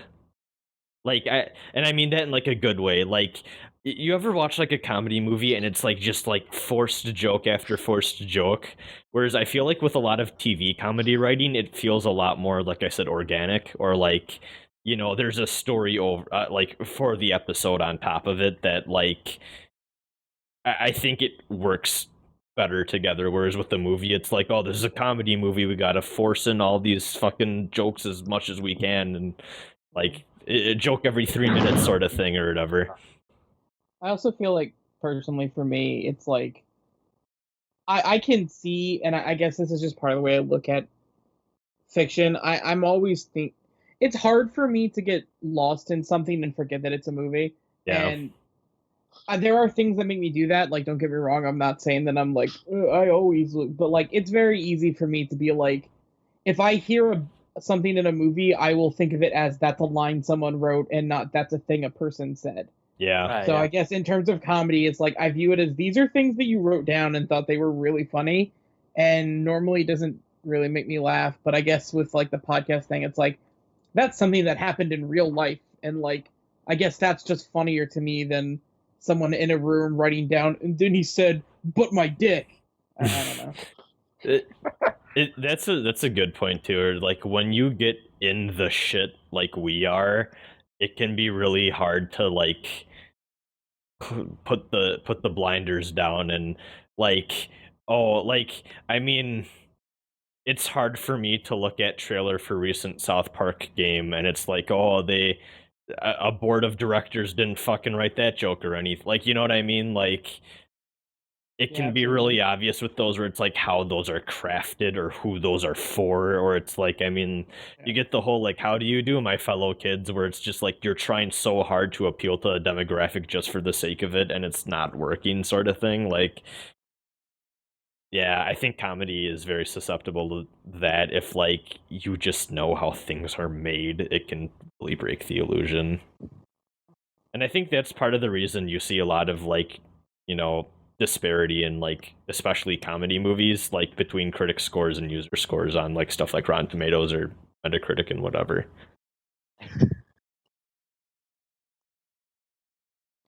I got fresh Harambe memes. Oh no. Oh, Derail what's this your fucking podcast. You know what else died? This podcast. No. oh Rip. you forgot my father thing that I What? don't like in media. Oh. What do you Well, not like? Oh, I don't. well, maybe like Harambe, we should cut it short and disappoint everyone. No, carry on. Please explain. Dicks out for Johnson's bother. Thank you. Anyways, carry on. Contrary to popular belief, I don't really like fan service all that much in Japanese media. I don't know. I don't know where my line begins and ends. I guess I don't like really trashy fan service. I like fan service that's really honest about it, like Kill la Kill to an extent. But the thing I think with Kill la Kill is that it was trying to be satire, but then it Yeah. I fucking feel like fell Kill la into Kill, crap. It was like- Kill la Kill had its cake and ate it too. Like, it was obvious it was doing it for the fan service, but then also like tried to be smart with it. But I think they kind of, and then they failed fucking miserably. I feel like they tried to comment on it, but also they wanted to also reap they the just benefits of canned it. actually doing No. fan service stuff. And it's like you kind of. They didn't it's have weird. their cake and eat it too. They just fucking like slammed their face in the cake. Like, That's it's a good way to put it. Entirely. yeah. I feel like some like Bayonetta gets away with it though, or it's just like that's just the character, you know. I think yeah, it's just that's- like, yeah, but that's I like that. that's like, it's not like, oh, it's fucking submissive Japanese girl whose huge tits are fucking bursting through her school uniform. It's a big, tall, long-legged, sexy in inverted commas, because I don't know how anyone could find someone with that anatomy sexy, but it's just, you know, yeah, it's that character. She's very outwards with it, but she's not. It's just weird when it's like like with the anime where it's like a submissive, you know, someone's like, oh no, Yamate. It's just like fucking creepy and weird. man, it's just like, also the trope of strong, powerful female character that really doesn't want to wear the sexy thing is forced to wear the sexy thing because of some weird contrived scenario, and she really doesn't like it, but everyone else does, and it's like, God, fuck, I've seen that for like 15 goddamn years now, and it's like just awkward every time. Like, it's not sexy, it's just stupid. So, my opinion on the whole fan service thing and everything else you guys are talking about is I don't judge anyone for what they like. Like, if you're into that, you know, have at ye, you know? Yeah. But, yeah, naturally.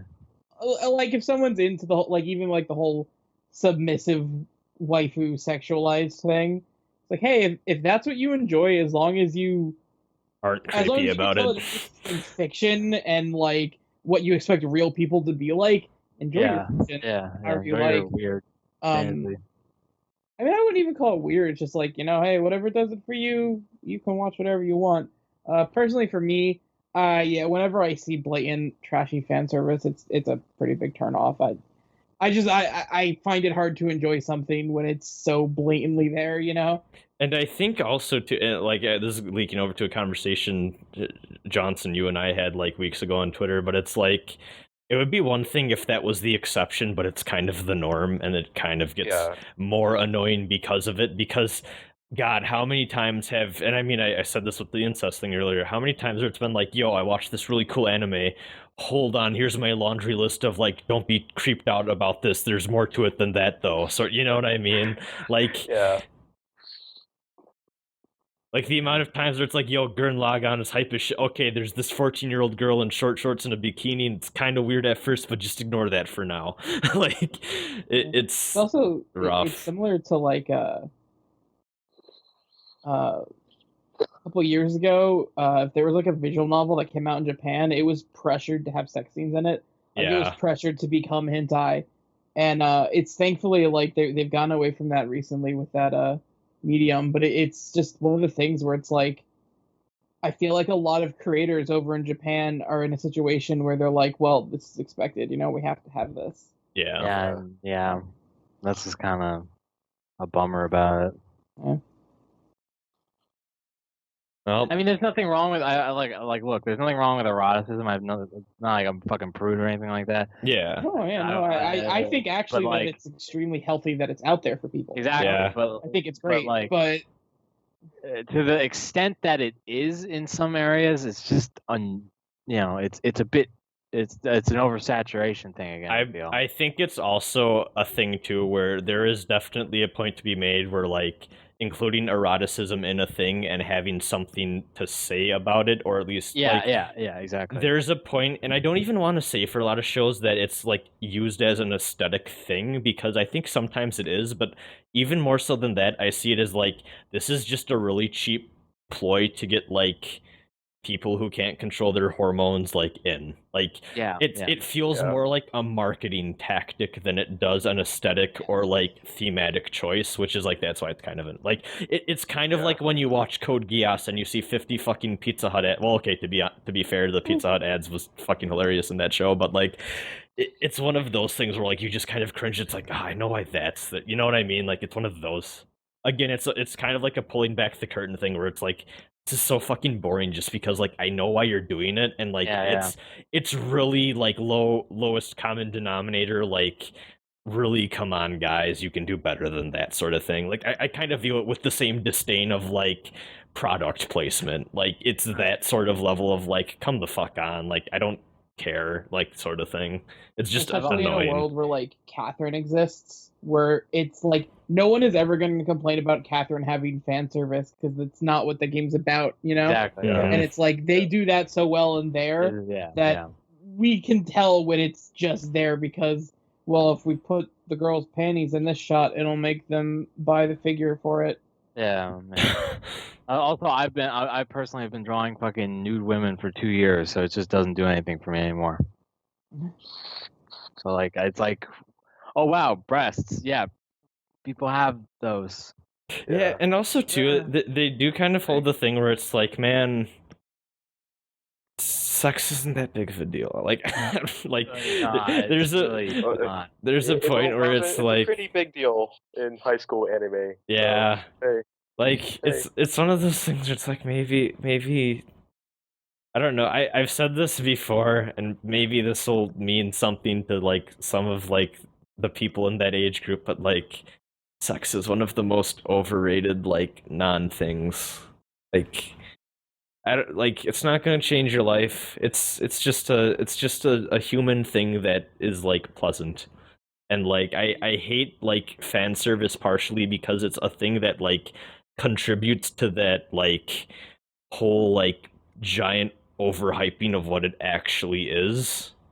If that makes sense. And it's like Yeah. this is part of the reason why people can't just sit down and talk about sex, is because like it's blown up to be such this huge thing that like it shouldn't be. It's just a part of the human experience that, you know, is necessary for us to like continue existing, and it feels good. Reproduce. Like, Yeah. It's really, and it's like, and the thing is that it also creates a societal like point of contention where like a guy cannot approach a woman without the woman expecting, and in some cases that a man's motive is to have sex with a woman at all times. It feels. I don't know if like that's so much like from the media, but I could see how that could like contribute. But like I don't know, like sex as a whole societally is like or like stupid. men are pressured to get pussy, you know. Yeah, or like whatever. that and like stuff like that. Like Like it really shouldn't be as big of a deal, or like as like sacred cow of a subject as like actually that's one thing where it's like it frustrates me too when there's like when you're going to high school and like there's obviously the kids that it's like your parents just didn't have any sort of talk with you at all in any sort of responsible way about what this is, because you just don't fucking get it. And like I think it's a shame that like it's such this like big blown up hype thing. And like I mean this isn't even like, you know, like Japanese media as a whole, but just like everything where it's like I really just wish that like we stopped using sex as this big like whole this is the end all be all of like your existence is to fuck. Yeah. Where it's like it's just a nice feeling thing. Like there's just read a fucking book. yeah, just my sex is literature. That's my- I mean, my I feel like maybe it's. I don't view it quite as casually as you do. I think it's an interesting aspect of humanity, though, that like I think it's more interesting to analyze it and analyze the way people react to it. Yeah. Than, like that's part of the reason why I loved Catherine so much, because I thought that was a really interesting look at that subject matter that was actually like legitimately trying to look at it. Yeah, there's You know? there's a Kubrick movie called Eyes Wide Shut that also. Yes, that too. That's a great And- movie. Yeah. The other thing, fucking I've been reading the Dark Tower series again. Wizard of Glass is like my favorite story ever told, and the entirety of that book is about like a Romeo and Juliet style like teenagers start just like fucking and they think they're in love, and then like it does a thing where like they actually kind of form a relationship just beyond the casual sex that like feels very organic and real in a way that like isn't demonized by the author as being this fucked up horrible thing. And like, oh, look at these kids are just going out to like it starts off as just like, man, we feel really horny around each other, well fuck, sure. And then like that grows into an actual loving and nurturing relationship, and it's probably one of the most interesting like teenage like lustful romance stories I've ever read. And like it ends up like kind of showing like how people that start, you know, a relationship with like that in mind can grow to like love and care for each other as just human beings and stuff like that. And that's one element of that book that I find super interesting. And like you just don't get a lot of that. Like either it's like, oh, these two people are like these two like I feel like with a lot of like Western media in particular, it's like, oh, these two people are really horny for each other and they're bad people because of it. Or it's like, oh, these two people are very virtuous and they love each other, but they love each other beyond the sex. Where it's like, well, like in actuality, you can have both of the, like, you can be physically attracted to one another and that's totally fine, and also still love each other like on an emotional level. Like those two things aren't like They don't have to be separate. Like, you can have physical and emotional attraction towards someone, you know? Like, it's weird. Yeah, that's the other thing too, is like on the opposite end of the spectrum, like full demonization of sex is stupid. Like, don't do that either. It's not bad as long as everyone's being. That's the other thing too, though. I will say, I feel like the more big of a deal like sex is for like people, especially younger people, the less responsible they are about it. When it's like, if you treat it as just like a normal thing, I feel like people like won't. Like, you guys ever hear about the thing where it's like, you know, the like when people are, I don't know, there's been studies and stuff where it's like in the States, when people are younger than 21, their desire to go out drinking is much larger than by the time they're 22 or 23. If you're it's like if you're told you're not allowed to do something, you're gonna want to do it. Exactly, and I feel like that's the same thing with like Reverse psychology, like sex and drugs and shit, where it's like when you make it this huge forbidden fruit thing that like you make this weird enigma around it, like. I guess this goes back to modern day game marketing, full circle. When you make it out to like be this thing that you can let like fester in someone's mind as something that like it's actually not, like I don't know, like I think that's not great. Like, it's just like, be honest about it, don't make it into a big deal, and like people won't think it's a big deal, like it isn't. And like there's interesting things to explore with it, like there isn't any other element of life, but like also too, like it shouldn't be the end-all be-all. And also, using it as a marketing tactic is, I mean, it's not like the end of the world. It's not the worst thing, but it's like, it's kind of just stupid and juvenile, you know? What you're saying is that sex is truly the no man's sky of living. Yeah, yep, pretty much, yep. Yeah. We really are the no man's sex. Oh, I think that's something different. Oh. Oh. It's a great episode.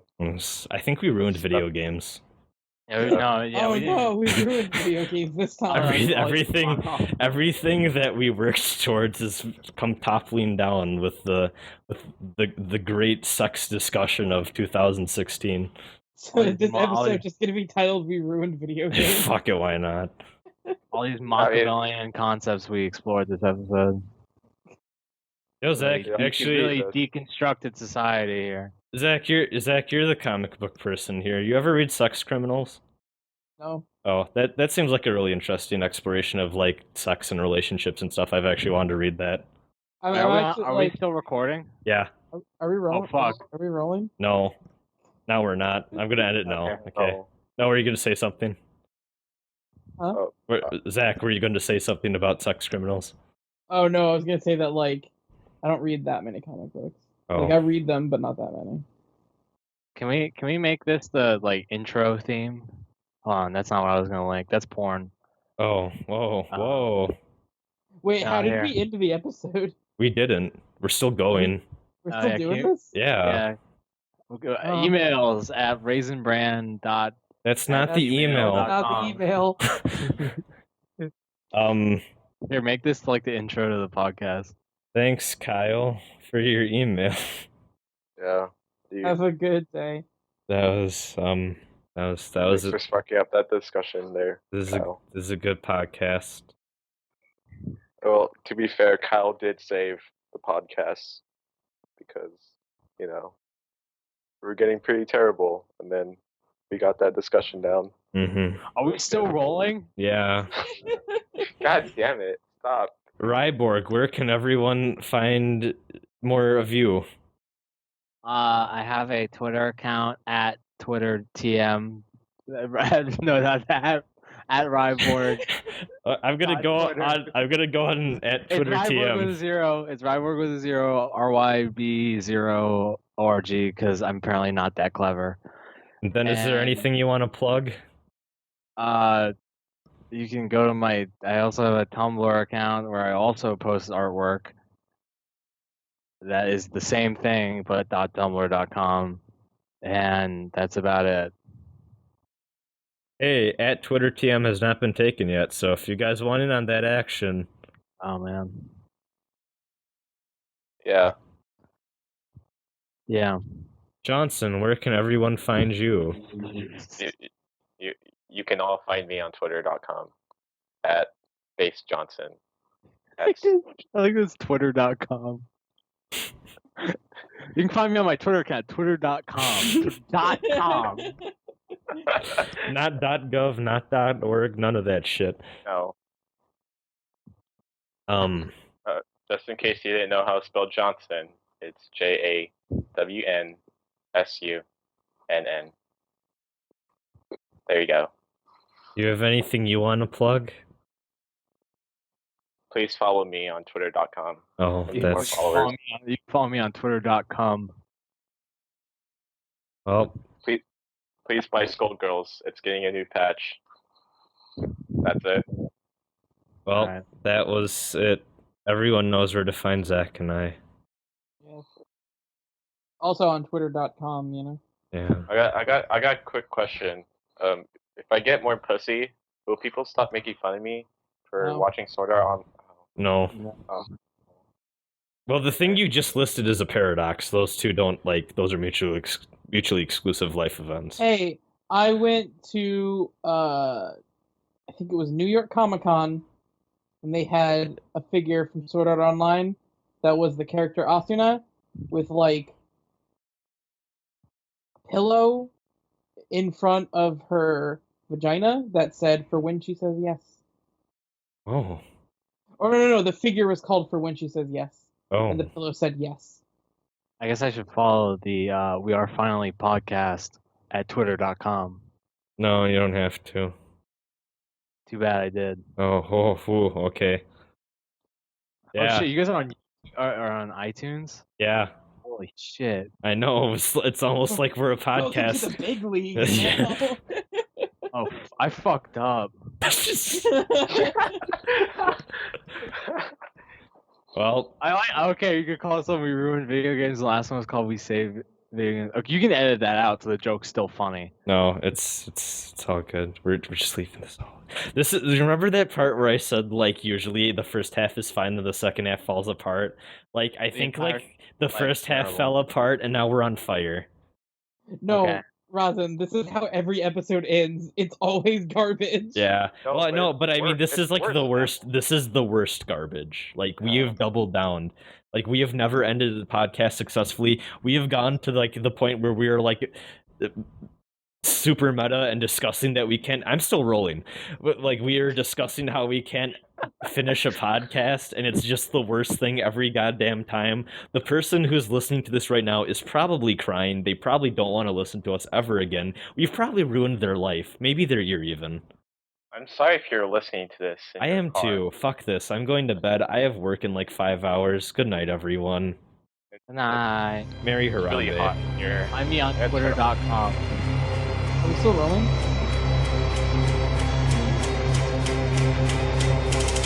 I start to search over the places that I have found. All the decreases in my mind that are torn up somehow. I want to keep the pace. I want to figure it out. I gotta do it this way. If I don't, everything's lost. Have you ever really noticed the pain and shame from the torment and pain that you realize that no one's ever been there? Have you ever looked at the violence you hide all running inside? You can't escape it. Always been there. I tear a hole inside my head to let the demons go. I cut my flesh to purge the hatred from so long ago. I want to keep the pace. I want to figure it out. I gotta do it this way. If I don't, everything's lost. Have you ever really noticed the pain and shame from the torment and pain that you realize that no one's ever been there? Have you ever looked at the violence you hide all running inside? You can't escape it. Always been there. Lose my eyes, I go to sleep. It's always there. I start to weep. I'm close my eyes, I go to sleep. It's always there. I start to weep. Close my eyes, I go to sleep. It's always there. I start to weep. Boom.